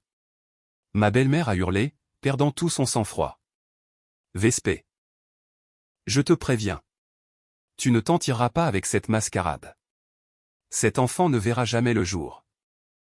Dans cette maison. Alistair est notre seul héritier. Je me tenais droite au centre du hall, absorbant ces cris sous le regard indifférent de mon mari. Tandis que j'apercevais Greta tremblant dans l'ombre du couloir. Un rire s'est échappé de mes lèvres. Cordelia, vous êtes cinglée. De quoi ris-tu? Espèce d'insolente. Je ris de votre panique. Vous êtes terrifiée à l'idée que je donne naissance à un fils légitime. Qui contesterait les prétentions de votre bâtard sur l'Empire? Détendez-vous. Que cet enfant soit un garçon ou une fille, il ne se battra jamais pour le moindre centime de l'argent des Kensington. Parce que votre fortune ne m'intéresse plus. Cordelia est restée totalement abasourdie, me désignant d'un doigt tremblant. Vance? Tu entends ce qu'elle ose dire? Ça suffit, a ordonné Vance. Vespé, monte dans ta chambre et reste-y. Je ne veux plus entendre un mot. Je suis monté à l'étage. J'ai verrouillé la porte de ma suite et j'ai ouvert mon courrier électronique crypté. L'accord de séparation matrimoniale rédigé par Merrick était là. J'ai lu chaque clause attentivement. C'était parfait, juridiquement blindé. Garantissant ma liberté et la garde exclusive de mon enfant en échange de ma renonciation expresse à toute part dans la société holding familiale. Je savais que Vance accordait plus de valeur à ses actions d'entreprise qu'à sa propre chair. Si j'avais exigé la moitié de la communauté qui me revenait de droit, il m'aurait traîné dans une décennie de litiges destructeurs pour me saigner émotionnellement et financièrement. Le laisser garder son entreprise en échange de sa signature immédiate et d'un rachat en liquidité était le compromis parfait pour assurer ma sécurité. J'ai imprimé le document. Je l'ai signé. J'ai fait un scan numérique pour Merrick et j'ai mis l'original dans mon sac. Le lendemain après-midi, Merrick m'a rejoint brièvement dans un café discret de Greenwich pour me remettre la version finale. Relié de l'accord. Lis attentivement l'article 8, a-t-il dit en tapotant le document. J'ai lu la section. La demanderesse renonce expressément et irrévocablement à tous ses droits sur la liquidation du régime matrimonial des biens du défendeur, y compris mais sans illimité, les actions dans Kensington Holdings, les biens immobiliers familiaux, les comptes bancaires et les investissements financiers. En contrepartie, le défendeur accepte de verser à la demanderesse une prestation compensatoire forfaitaire de 3 millions de dollars dans les 60 heures suivant la signature du présent accord et renonce irrévocablement à tous ses droits parentaux et prétentions sur l'enfant à naître. 3 millions de dollars. Ai-je répété? C'est parfait. J'ai mené un audit judiciaire sur ses actifs liquides à court terme, m'a expliqué Merrick. Ses réserves de cash personnel tournent autour de 5 millions de dollars. Il peut transférer 3 millions immédiatement sans tirer la sonnette d'alarme auprès de la société holding. Il acceptera ce marché parce qu'il protège le cœur de sa fortune industrielle. S'il refuse, nous menaçons de déposer une demande de divorce pour faute publique et très médiatisée.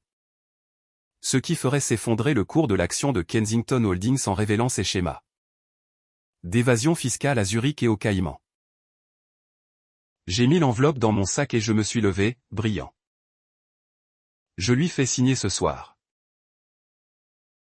En retournant au domaine, j'ai trouvé Greta seule dans le salon, dépoussiérant frénétiquement les meubles. Vance et Cordelia étaient absents. Greta, où est Vance?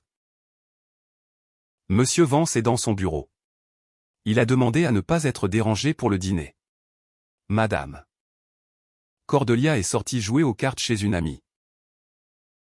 L'occasion était idéale. Je suis monté et j'ai frappé fermement à la porte de son bureau. Entrez. A répondu sa voix épuisée. Vance était assis derrière son bureau en acajou antique, enterré sous une montagne de registres financiers et de dossiers juridiques. En me voyant, il a froncé les sourcils. Que veux-tu? J'ai sorti l'accord de divorce de l'enveloppe et je l'ai déposé sur le bureau devant lui. Signe ça. Ses yeux se sont posés sur le titre en gras et en majuscule, accord DE séparation matrimoniale. Son visage s'est figé. Il a levé les yeux vers moi, incrédule, c'est une plaisanterie? Je n'ai jamais été aussi sérieuse. Vance. C'est un accord de divorce à l'amiable rédigé par mon avocat. Prends le temps de le lire. Et si les conditions te conviennent, signe-le.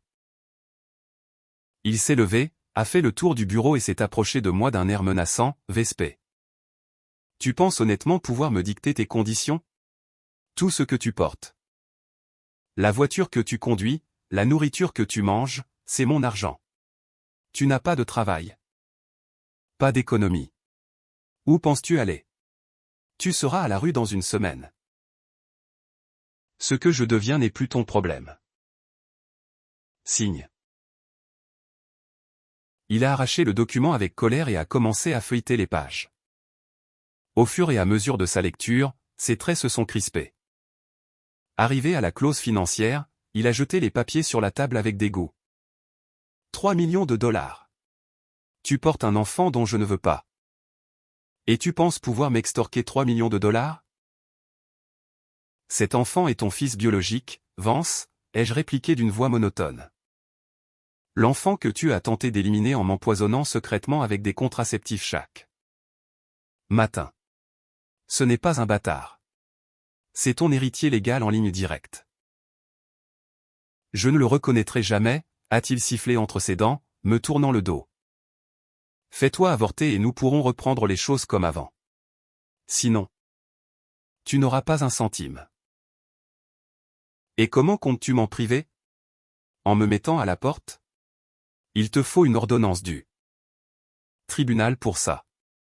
Et un procès en divorce dans l'État de New York exigera une liquidation complète de nos biens communs, tes 6 propriétés immobilières, tes portefeuilles d'investissement, tes actions dans la holding familiale, et surtout le 5 millions de dollars que tu as discrètement viré à une société écran aux îles Caïmans pour Sloan Dempsey au cours des 3 dernières années. Es-tu vraiment prêt à voir la moitié de ton empire transmise à ton épouse bafouée? Vance s'est retourné. La panique clairement lisible dans ses yeux. Pensais-tu honnêtement que je ne savais pas pour Sloan, ai-je poursuivi. Mon ton aiguisé comme de la lame. Pensais-tu que je ne savais pas qu'Alistair est ton fils? Que tu paies une pension secrète à ça mère et que tu te prépares à les installer aux Bermudes? Je sais tout. Vance. Depuis le tout premier jour où tu as ramené ce bébé à la maison. J'ai trouvé les dossiers médicaux dans ta veste, j'ai fait faire des tests ADN secrets qui ont confirmé ta paternité à 99,9%. J'ai tracé chacun de tes transferts financiers offshore. Le visage de Vance s'est vidé de toute couleur. Comment? Comment as-tu pu avoir accès à tout ça, a-t-il bégayé, la voix tremblante. Je me suis autorisé un sourire glacial. Tu as oublié que j'ai obtenu mon doctorat en droit à Columbia Law et que j'ai travaillé pour un juge fédéral dans le district sud de New York. Vance? Tu pensais que tes structures financières étaient blindées? Pour un œil exercé. Elles sont d'un amateurisme embarrassant. Il s'est effondré dans son fauteuil en cuir, hébété, avant d'être saisi d'un accès de rage soudain. Il a bondi, m'a attrapé violemment le poignet avec une force qui menaçait de briser l'os. Tu me fais du chantage. Endurant la vive douleur, j'ai planté mes yeux dans les siens. Je t'offre une sortie honorable. Signe cet accord. Paie les 3 millions de dollars. Renonce à tes droits parentaux et je disparaîtrai de ta vie définitivement sans faire de vagues. Si tu refuses, demain matin, je dépose une demande de divorce pour faute à Manhattan. Je porte plainte au pénal contre toi pour administration clandestine de substances nuisibles concernant les contraceptifs dans ma boisson. Et je demande à la SEC et au fisc d'auditer Sloan pour recel de fonds d'entreprise détournés via des comptes offshore. Dois-je te rappeler que mon ancien professeur de droit est aujourd'hui juge fédéral et que mon oncle siège à la cour d'appel du 2e circuit? Imagine les retombées. médiatique sur le cours de l'action de Kensington Holdings quand cela sera rendu public. Sa prise s'est desserrée. Il a fait 2 pas en arrière en chancelant, s'appuyant contre son étagère. Respirant bruyamment comme un homme privé d'oxygène. Vespé, comment as-tu pu devenir aussi calculatrice, a-t-il murmuré, la voix brisée.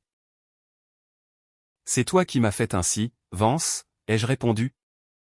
Sentant des larmes de rage me piquer le coin des yeux sans jamais les laisser tomber. Tu m'as trompé pendant 5 ans. Tu m'as empoisonné chimiquement. Tu as entretenu une maîtresse. Père un enfant secret et eut l'audace absolue de me faire l'élever sous mon propre toit. Et maintenant tu es surpris que je me défende? Je m'approche du bureau. J'ai ramassé un stylo main blank et le lui étendu, signe. Il a fixé le stylo. Mais n'a pas bougé pour le prendre. Très bien. Tu as 24 heures pour y réfléchir. Ai-je déclaré en posant le stylo sur le document. Demain, à 7 heures exactes, soit j'ai l'accord signé entre les mains. Soit mon avocat dépose les papiers au tribunal et transmet l'intégralité de l'expertise comptable au procureur fédéral et au Wall Street Journal. Choisis ton camp. Je me suis détourné et je suis sorti du bureau. Sur le palier près de l'escalier se tenait Greta, une tasse de thé à la main. Elle avait évidemment tout entendu. Elle était pâle comme un linge. Greta, ai-je dit en passant à côté d'elle. Je choisirai de ne pas porter plainte contre vous au pénal pour complicité d'empoisonnement à la seule condition que vous gardiez un silence absolu sur tout ce qui se passe ici. Vous me devez au moins ça. La gouvernante a simplement baissé les yeux. Tremblante. Je me suis enfermé dans ma chambre, m'effondrant sur le parquet contre la porte. Tout mon corps était secoué de spasmes de tension nerveuse. Ma détermination impitoyable devant Vance n'avait été qu'une pure comédie. Au fond, j'étais terrifié. Mais en jouant le rôle d'une femme froide et implacable. J'ai réalisé que ce n'était plus un simple jeu. Je n'avais plus rien à perdre. Et c'est ce qui me rendait invincible. Mon téléphone a vibré. Un texto de Merrick. Je lui ai donné l'accord. Il a 24 heures pour signer. Je pense qu'il va céder. Pourquoi en es-tu si sûr? Parce que Vance n'a pas peur du divorce. Il a peur de perdre son statut social et de ruiner la réputation de sa famille. Pour les Kensington, les apparences sont plus précieuses que la vie elle-même. Un scandale public impliquant un détournement de fonds et un empoisonnement conjugal le détruirait socialement et industriellement. Il signera. Compris. On se recontactait demain. J'ai activé le flux de la caméra cachée de son bureau sur mon téléphone. Vance était assis à son bureau, immobile comme une statue de pierre, fixant l'accord de divorce. Soudain, dans un accès de rage impotente, il a balayé le bureau de son bras. Renversant violemment tous les dossiers et registres sur le sol. Poussant un hurlement guttural d'animal blessé. J'ai coupé le flux vidéo et j'ai fermé les yeux, posant ma main sur mon ventre. Tu as entendu ça, mon bébé? Ton père me déteste, mais ça n'a aucune importance. Je ne l'aime plus, et c'est ça qui le détruit. Vance n'a pas attendu l'échéance. Le lendemain matin à 7 heures, il a frappé à ma porte. Quand j'ai ouvert, il se tenait sur le seuil, les traits tirés par une nuit sans sommeil. Sa chemise sur mesure froissée, le col déboutonné. Il tenait l'accord signé dans sa main droite, j'ai signé, a-t-il croassé. Mais 3 millions de dollars. C'est hors de question. Je n'ai pas ce genre de liquidité sous la main sans compromettre la liquidité opérationnelle de la holding. Tu as réussi à virer 5 millions de dollars au Caïman pour Sloan. Vance? N'essaie pas de me convaincre que tu ne peux pas trouver 3 millions pour garantir ton immunité. Contre la prison fédérale. C'était des transferts d'actifs complexes. Arrête de mentir. Vance? Ai-je coupé froidement. Tu as menti pendant 5 ans. C'est fini. Il a pénétré dans la pièce et s'est approché de la fenêtre, me tournant le dos. 2 millions. Je te vire 2 millions et tu pars immédiatement. 3 millions, ai-je répété de manière inflexible. Tu as récemment siphonné 5 millions de dollars des fonds de réserve de la holding en utilisant de fausses factures de conseil pour les placer sur un compte sous séquestre à Zurich. C'est un cas d'école de fraude d'entreprise. Si tu ne paies pas mes 3 millions, je transmets la traçabilité financière à la division d'investigation criminelle du fisc 7. Après-midi. Tu ne risqueras pas seulement la ruine. Vance. Tu risqueras un très long séjour en prison fédérale. Vance est devenu blanc comme un meuble. Comment? Comment as-tu découvert pour le compte de Zurich? Je t'ai dit que tes secrets n'existaient plus. Je me suis assise à ma coiffeuse et j'ai commencé à me brosser les cheveux calmement. Signe. Vance, c'est ta seule bouée de sauvetage. Il est resté pétrifié au milieu de la pièce. Après une longue minute de silence, il s'est avancé lentement vers moi. S'est laissé tomber à genoux et a levé les yeux vers mon visage avec des yeux injectés de sang. Vespé. Sa voix a déraillé. Fallait-il vraiment en arriver là? J'ai regardé l'homme, littéralement en train de ramper à mes pieds. Tu as tracé cette route. Vance. Je sais que j'ai fait des erreurs impardonnables. Il a attrapé ma main, qui est restée inerte dans sa prise. Ma relation avec Sloan, les pilules. Je regrette tout ça. Mais je réalise aujourd'hui que tu es la seule femme de valeur dans ma vie. Donne-moi une seconde. Chance. Je vais changer. Je te le promets. Nous élèverons cet enfant ensemble. Nous bâtirons une vraie famille. Je bannirai Alistair et Sloan aux Bermudes. Je ne veux plus jamais entendre parler d'eux. Ce sera juste toi, moi et notre bébé. J'ai arraché violemment ma main de sa prise, me levant pour m'éloigner. Vance. Que tu sois un traître et un lâche est une chose. Mais n'insulte pas mon intelligence. Tu es en train de me dire que tu es prêt à abandonner ton propre fils biologique, cet Alistair que tu couves depuis des mois. Simplement pour sauver tes intérêts financiers et ton image publique? Comment pourrais-je? Ne serait-ce qu'une seconde. Imaginer construire un avenir avec un être aussi profondément répugnant? L'homme s'est effondré la face contre le tapis, sanglotant comme un enfant puni. Vance Kensington, héritier d'une prestigieuse dynastie, titan respecté de Wall Street.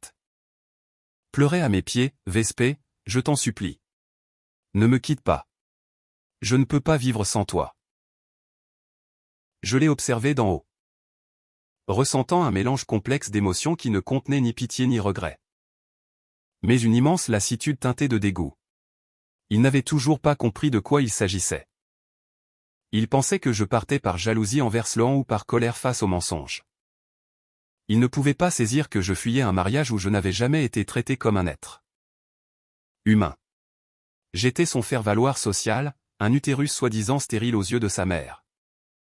Une signature légalement contraignante pour valider son statut.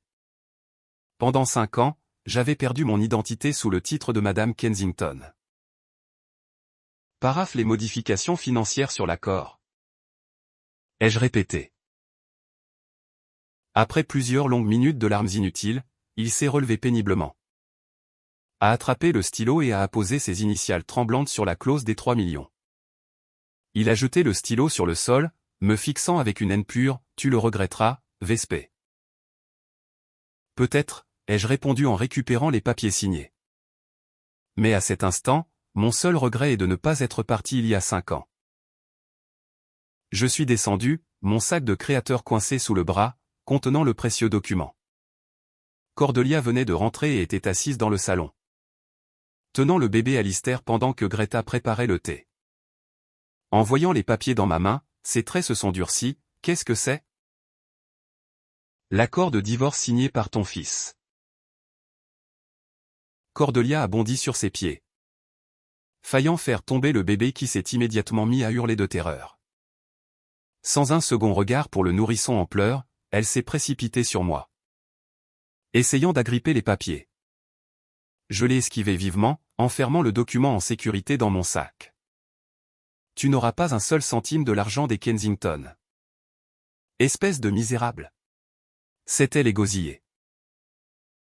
Calmez-vous. Cordelia. Je ne touche pas à votre précieux empire. Je pars simplement avec la prestation compensatoire légalement due pour l'éducation de votre futur petit-fils. Quel petit-fils, a-t-elle ricané avec mépris. Nous ne savons même pas si cette fausse grossesse arrivera à terme. Et même si c'est le cas, cet enfant ne vaudra jamais l'argent que tu réclames. Considérez cela comme le prix de la jeunesse que vous m'avez volée. Ai-je conclu en me tournant vers la porte d'entrée. Arrête-toi là, a hurlé ma belle-mère. Laisse ces documents. C'est la propriété de la famille. Je n'ai pas pris la peine de me retourner. J'ai tiré la lourde porte en chaîne. La vive lumière de l'après-midi m'a presque aveuglé. Vespé. La voix de Vance a résonné du haut de l'escalier, essoufflée et brisée. Tu pars vraiment? J'ai regardé en arrière une dernière fois. Il se tenait sur le palier, agrippé à la rampe en fer forgé, le visage gris comme la cendre. Il ressemblait à une statue de marbre sur le point de s'effondrer en poussière. Oui, je pars? Ai-je dit doucement. Je te souhaite tout le bonheur du monde avec Sloan. J'ai franchi le seuil du domaine Kensington. Derrière moi se sont élevés les cris de ma belle-mère, les pleurs perçants d'Alistair. Les vaines tentatives de Greta pour les calmer, et le silence mortel de mon mari. Je ne me suis pas retourné. La voiture de Merrick attendait devant les grands portails en fer forgé. Alors que je m'approchais, il a fait un appel de phare et m'a ouvert la porte passager. Je suis monté, j'ai bouclé ma ceinture et j'ai serré mon sac contre ma poitrine. Merrick a démarré sans un mot, s'éloignant à toute vitesse des quartiers huppés de Greenwich en direction de l'autoroute. Inter-État. Le paysage familier s'est flouté derrière la vitre, s'effaçant lentement. Où allons-nous? A demandé Merrick. Dépose-moi dans un hôtel discret pour l'instant. Ensuite, je chercherai un appartement à louer en ville. Je trouverai un emploi d'avocate et je reconstruirai ma vie à partir de zéro. Merrick m'a jeté un coup d'œil dans le rétroviseur. As-tu assez de liquide pour survivre à court terme? J'ai ouvert mon portefeuille. J'avais 3 billets de $100 et ma carte Kensington Platinum. Que Vance allait sûrement bloquer dans l'heure, du liquide à moi. Assez pour 3 jours. Merrick a ouvert la boîte à gants de son Audi. En a sorti une enveloppe épaisse remplie de billets et me l'a tendue. Il y a environ $5000 là-dedans. Prends-le. C'est une avance sur notre futur versement. J'ai regardé l'enveloppe avec hésitation. Prends-le, Vespé, a-t-il insisté d'un ton qui ne laissait place à aucune discussion. La fourrant pratiquement dans mon sac. Tu n'es plus seul. Tu as un enfant à nourrir. Tu peux choisir de sauter des repas. Mais le bébé n'a pas cette option. J'ai posé une main sur mon ventre. Après un moment de silence, j'ai hoché la tête lentement. Merci, Merrick. Remercie-moi quand nous aurons obtenu d'un juge qu'il entérine officiellement cet accord. Prends soin de toi. Merrick m'a déposé dans un hôtel boutique haut de gamme et discret de Manhattan et m'a réservé une suite pour une semaine entière. Une fois dans ma chambre, j'ai verrouillé la porte. J'ai posé mon sac sur le lit et je me suis assise. Le silence de la pièce n'était brisé que par le doux ronronnement de la climatisation. J'ai sorti l'accord de divorce. Au bas de la dernière page figurait la signature assurée de Vance Kensington. 5 ans de ma vie, balayés par quelques coups d'encre sur du papier timbré. Je suis allé dans la salle de bain, j'ai ouvert l'eau froide et je me suis aspergé le visage. Mon reflet montrait une femme pâle, les yeux fatigués par l'épuisement nerveux. Mais brûlant d'une lumière nouvelle, indomptable. À partir de cet instant, je n'étais plus Madame Kensington. J'étais Vespé Sterling, 32 ans, divorcée, enceinte, avec 5300 $ en poche. Mais j'étais enfin libre. Je me suis essuyé le visage. Je suis retourné près du lit et j'ai allumé mon ordinateur portable pour commencer à chercher du travail. 32 ans, doctorat en droit de Columbia Law, 2 ans juriste auprès d'un juge fédéral. Et un trou de 5 ans dans mon CV. Cet espace blanc sur mon CV était une blessure ouverte, mais je savais comment la présenter. Ce n'était pas un trou. C'était un camp d'entraînement intensif et non rémunéré, payé de mes larmes et de ma jeunesse. J'avais appris à décoder la nature humaine dans ce qu'elle a de plus sombre. À me protéger des maîtres manipulateurs et à me relever des pires épreuves. C'était une éducation qu'aucune école de droit ne pourrait jamais enseigner. Mon téléphone a vibré. Un texto de Méric. Vance vient de m'appeler. Il menace de porter plainte contre toi pour extorsion et chantage. J'ai laissé échapper un vrai rire. Qui l'essaie? J'ai des contre-preuves pour absolument chaque accusation. C'est une pitoyable tactique d'intimidation. Je sais, a répondu Méric. C'est un lâche. Il n'ira jamais jusqu'au bout. Quels sont tes projets pour demain? J'ai regardé par la fenêtre. Le soleil se couchait sur la ligne d'horizon de New York. Baignant la ville d'une chaude lumière dorée, survivre d'abord, puis vivre mieux que quiconque. Le coup de téléphone de Méric m'a réveillé en sursaut à 2 heures du matin, Vespé. Sa voix était basse mais urgente. Vance est en train de finaliser la dissimulation de ses actifs restants. Je viens d'avoir un tuyau. D'une source très fiable. Demain matin à 9 heures.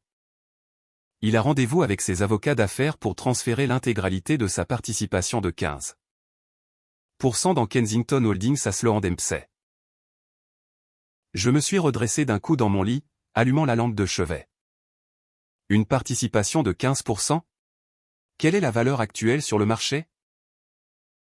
Environ 40 millions de $, a déclaré Méric. Mais ce n'est pas le pire. Dès que l'acte de transfert sera déposé. Il prévoit de déposer une requête de faillite personnelle au titre du chapitre 11. Se déclarant légalement insolvable. Si cela passe, tous ses créanciers sont gelés. Et tu ne verras jamais un seul centime de tes 3 millions de $, d'accord. Mon cerveau juridique s'est connecté instantanément, où est-il en ce moment? Au domaine de Greenwich. Elias a confirmé que sa Porsche est garée dans l'allée. Il est chez lui. Compris. Vespé. Que vas-tu faire? Ne fais rien d'imprudent. J'ai raccroché sans répondre. J'ai enfilé mes vêtements, attrapé mon sac et suis descendu en trombe attraper un Uber nocturne. 45 minutes plus tard, je me tenais devant les grilles en fer forgé du domaine Kensington. Il était 3 heures du matin. La rue était plongée dans le noir. À l'exception d'une faible lumière s'échappant de la fenêtre du bureau de Vance au premier étage. J'ai appuyé fermement sur le bouton de l'interphone. Après plusieurs minutes d'angoisse, la silhouette épuisée de Greta est apparue à la grille. Vêtue d'un peignoir. En me voyant, elle s'est figée, Madame Vespé. S'il vous plaît. Que faites-vous ici à cette heure? Ouvre la grille. Greta. C'est une question de vie ou de mort. Elle a hésité, puis a appuyé sur le bouton de déverrouillage. J'ai poussé le portail. Remonté l'allée à grands pas et gravi les marches 2 par 2 jusqu'au bureau de Vance. Sans frapper, j'ai poussé violemment les lourdes portes en chêne.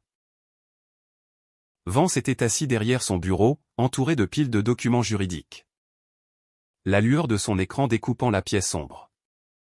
En me voyant, ses traits se sont déformés sous le choc. Il a bondi, « Comment es-tu entré ici ?» Très facilement. Je me suis avancé vers le bureau et j'ai balayé des yeux les papiers éparpillés. Les actes de transfert d'actions nommant Sloan Dempsey. La requête de faillite au titre du chapitre 11, les registres de liquidation.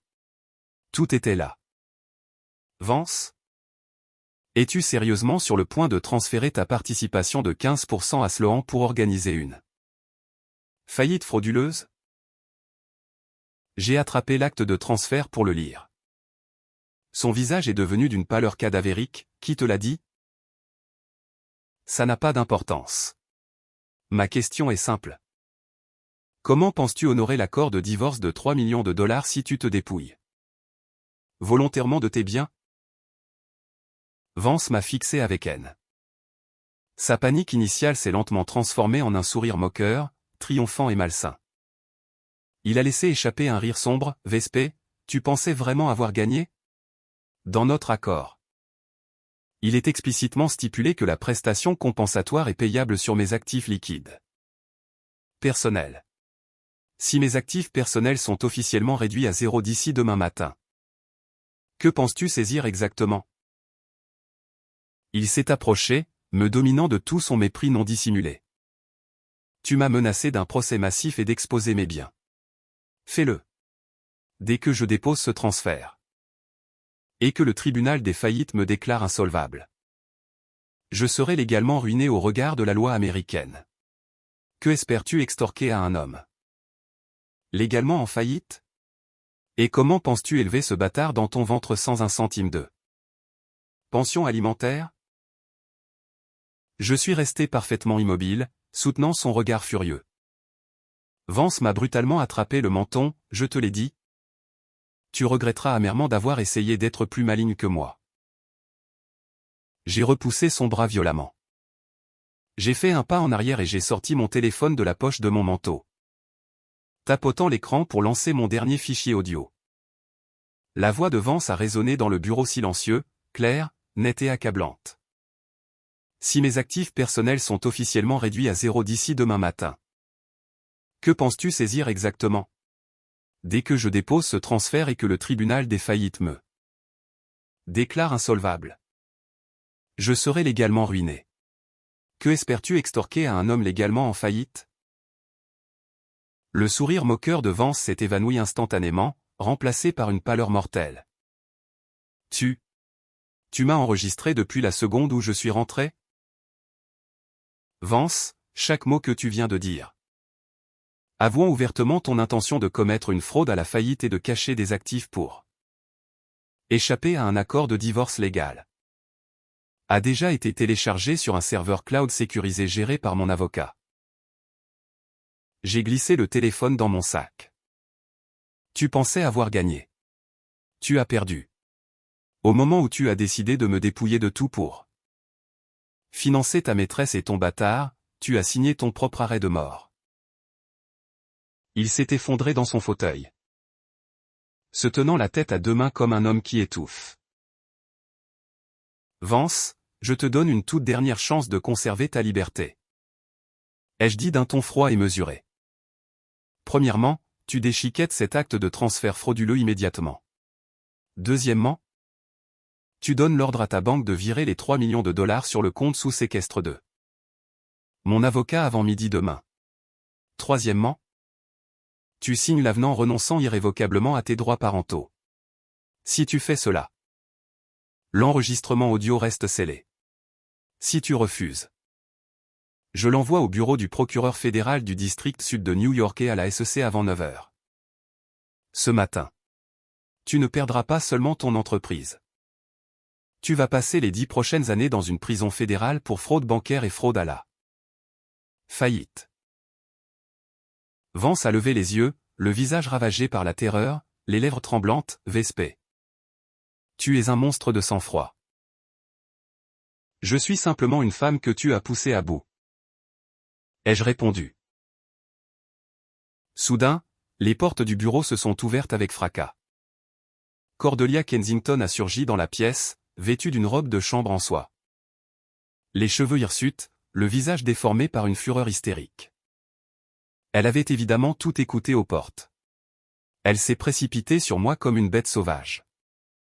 Espèce de misérable. Tu oses essayer de détruire mon fils? Je vais te tuer. Elle m'a agrippé sauvagement par les cheveux.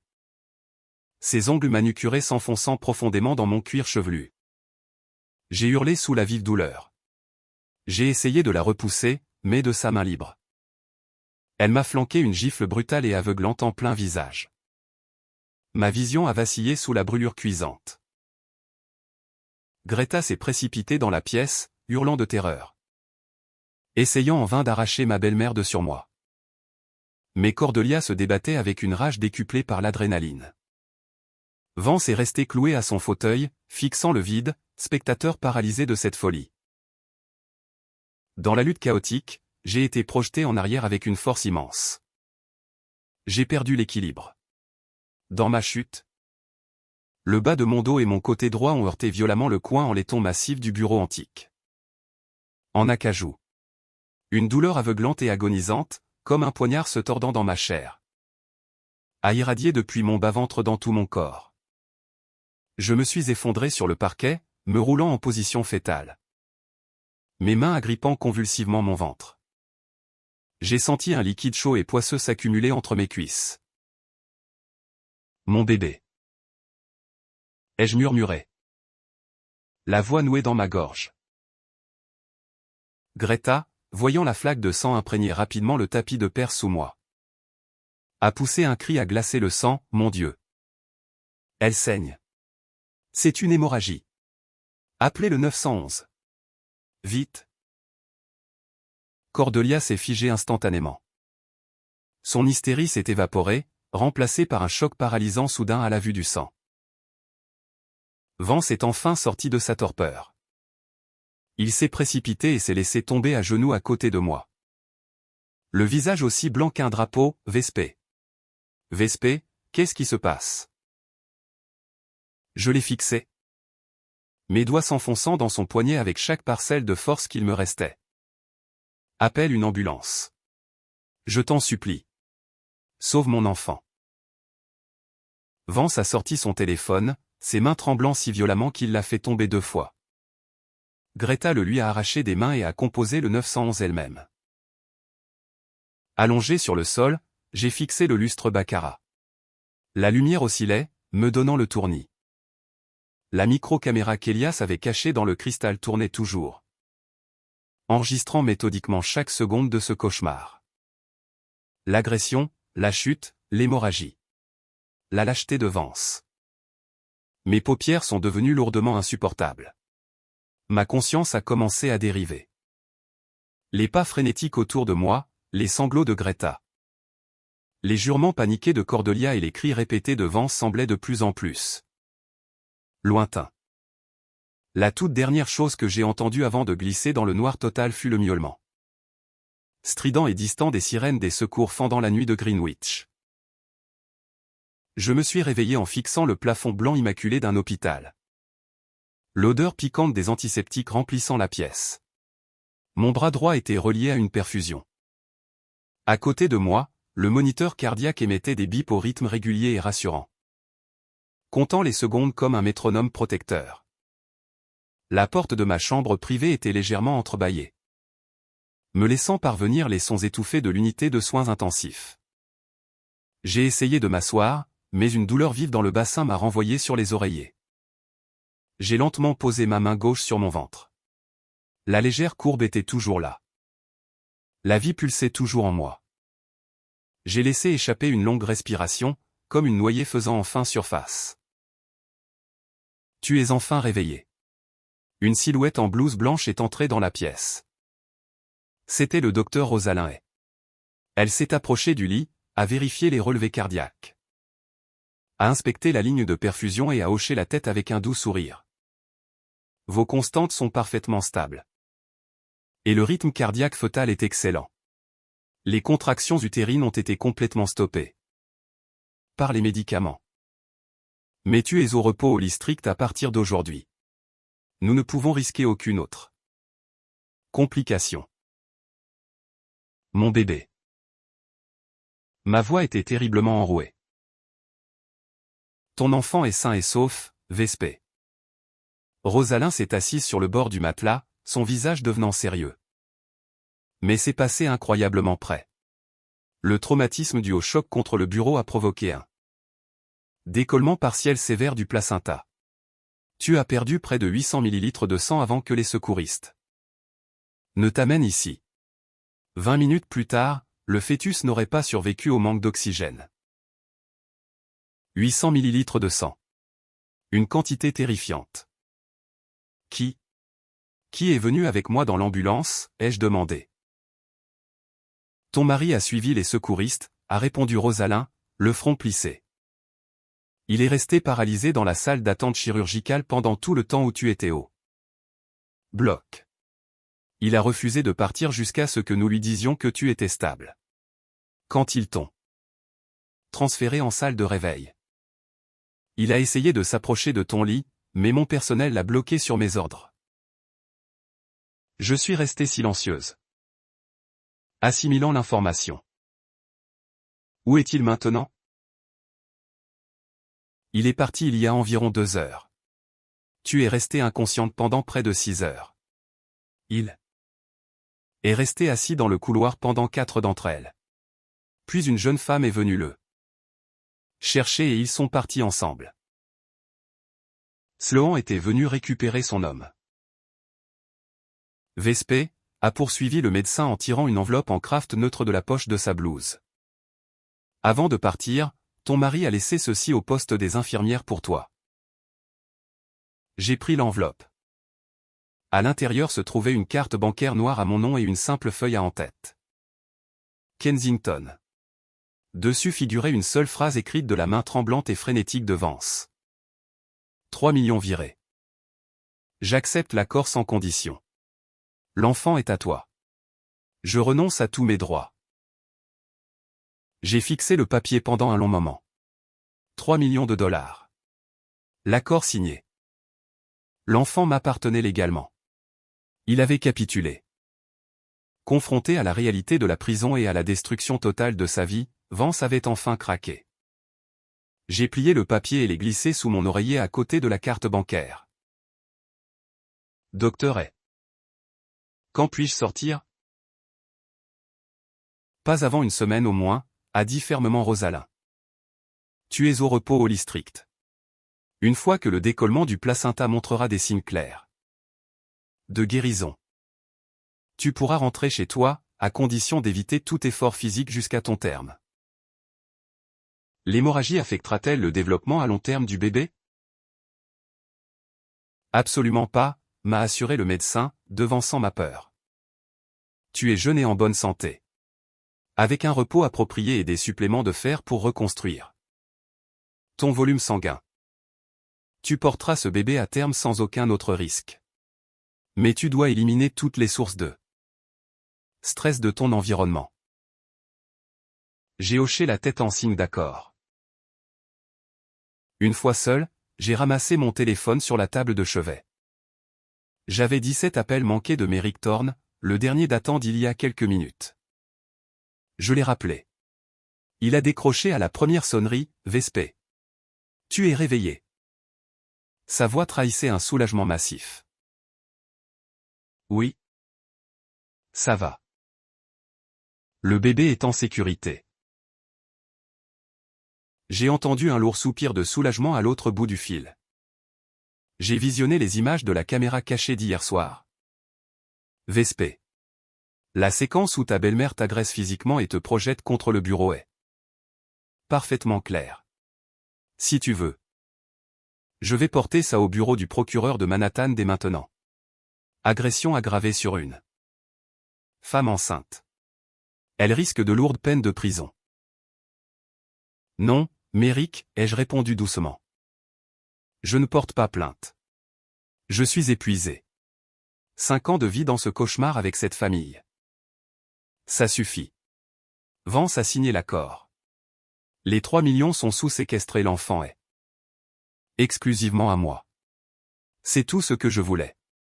Je refuse de passer les 5 prochaines années de ma vie à les traîner devant les tribunaux pénaux et à revivre ce traumatisme.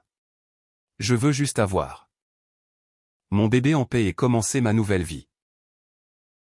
Merrick est resté silencieux pendant un long moment, d'accord. Je respecte ta décision. Vespé. Mais sache que je garde cette vidéo dans mon coffre-fort crypté le plus sécurisé. S'il essaie un jour, et je dis bien un jour, de s'en prendre à toi à l'avenir. Nous avons de quoi atomiser toute sa vie. Merci. Laisse-moi me reposer maintenant. J'ai raccroché et je me suis rallongé, regardant la ligne d'horizon de Manhattan à travers la fenêtre de l'hôpital. La fin de l'après-midi approchait, peignant les nuages dans de superbes nuances d'ambre et de cramoisi. J'ai posé ma main sur mon ventre. Comme s'il sentait mon toucher, le bébé a donné un léger tressautement tout au fond de moi. Comme un petit poisson filant dans l'eau. Un vrai sourire s'est dessiné sur mon visage. Et alors que je souriais, des larmes chaudes ont enfin coulé sur mes joues. Ce n'étaient plus des larmes de douleur ou de désespoir. C'étaient des larmes de pure libération. Une semaine plus tard, je suis sorti de l'hôpital. Merrick est venu me chercher et m'a emmené dans mon nouvel appartement, qu'il avait personnellement déniché pour moi à Carroll Gardens, à Brooklyn. C'était un 3 pièces baigné de soleil avec une cuisine ouverte et de grandes fenêtres orientées. Plein sud. Il y avait un marché fermier animé juste au bas de la rue 2 fois par semaine. Et le métro était à 2 pas. Le loyer était raisonnable. Et Merrick avait négocié une année entière payée d'avance en utilisant les fonds de l'accord. Je me tenais au milieu du salon, observant le décor.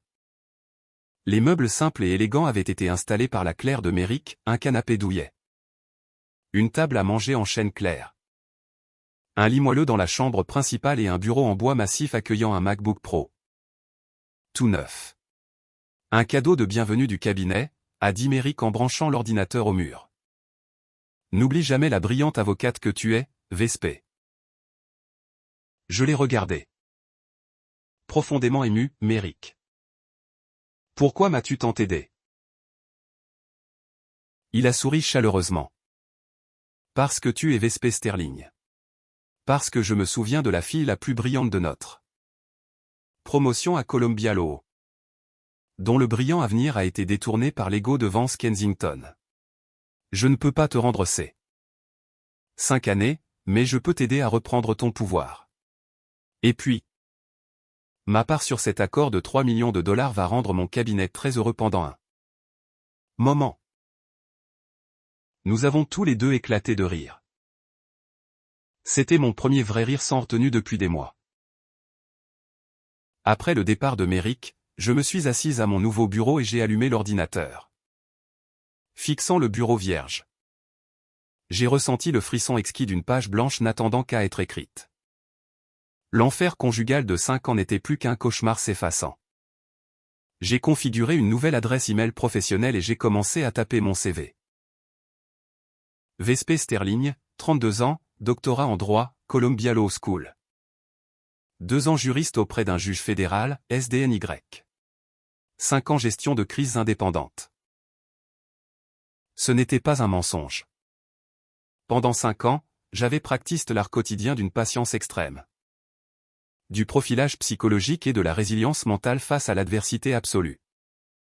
J'avais appris à décoder les intentions des maîtres manipulateurs, à préserver mes intérêts fondamentaux et à renaître des cendres de la trahison. C'était une éducation qu'aucune institution de l'Ivy League ne pourrait jamais enseigner. J'ai appuyé sur envoyer pour mon premier lot de candidatures destinées au grand cabinet d'avocats de Manhattan. J'ai fermé l'ordinateur et je suis sorti sur mon petit balcon. Une brise automnale vivifiante m'a effleuré le visage. De l'autre côté de la rue, les fenêtres des maisons en grès rouge s'allumaient une à une dans le soir tombant sur Brooklyn. Derrière chaque vitre se tenait une destinée humaine. La mienne venait tout juste de commencer. Mon téléphone a vibré. Un texto provenant d'un numéro non enregistré. Vespé. C'est Sloan. Vance a été perquisitionné à l'aube par le FBI et la SEC. Il a été inculpé pour fraude bancaire, évasion fiscale massive et transfert frauduleux. Les comptes de Kensington Holdings sont gelés. La société dépose son bilan au titre du chapitre 11. Es-tu heureuse maintenant? J'ai lu le message sans ressentir la moindre goutte d'émotion. Vance était derrière les barreaux. L'empire Kensington s'effondrait sous le poids de ses propres fraudes. Sloan pensait que je me délecterais de la vengeance, Mais je ne ressentais ni joie ni tristesse. Je ressentais simplement de la paix. Cet homme, ce mariage toxique. Ces mensonges destructeurs étaient définitivement effacés de mon monde. J'ai effacé le texto et bloqué le numéro de Sloan. Je suis retourné à l'intérieur de mon appartement chaleureux. J'ai pris une douche chaude et me suis glissé dans mes draps neufs et frais. J'ai délicatement posé mes 2 mains sur mon ventre. Le bébé a donné un coup doux et rythmé contre ma paume. Bonne nuit, mon trésor, ai-je murmuré dans l'obscurité paisible de ma nouvelle chambre. Maman t'aime de tout son cœur.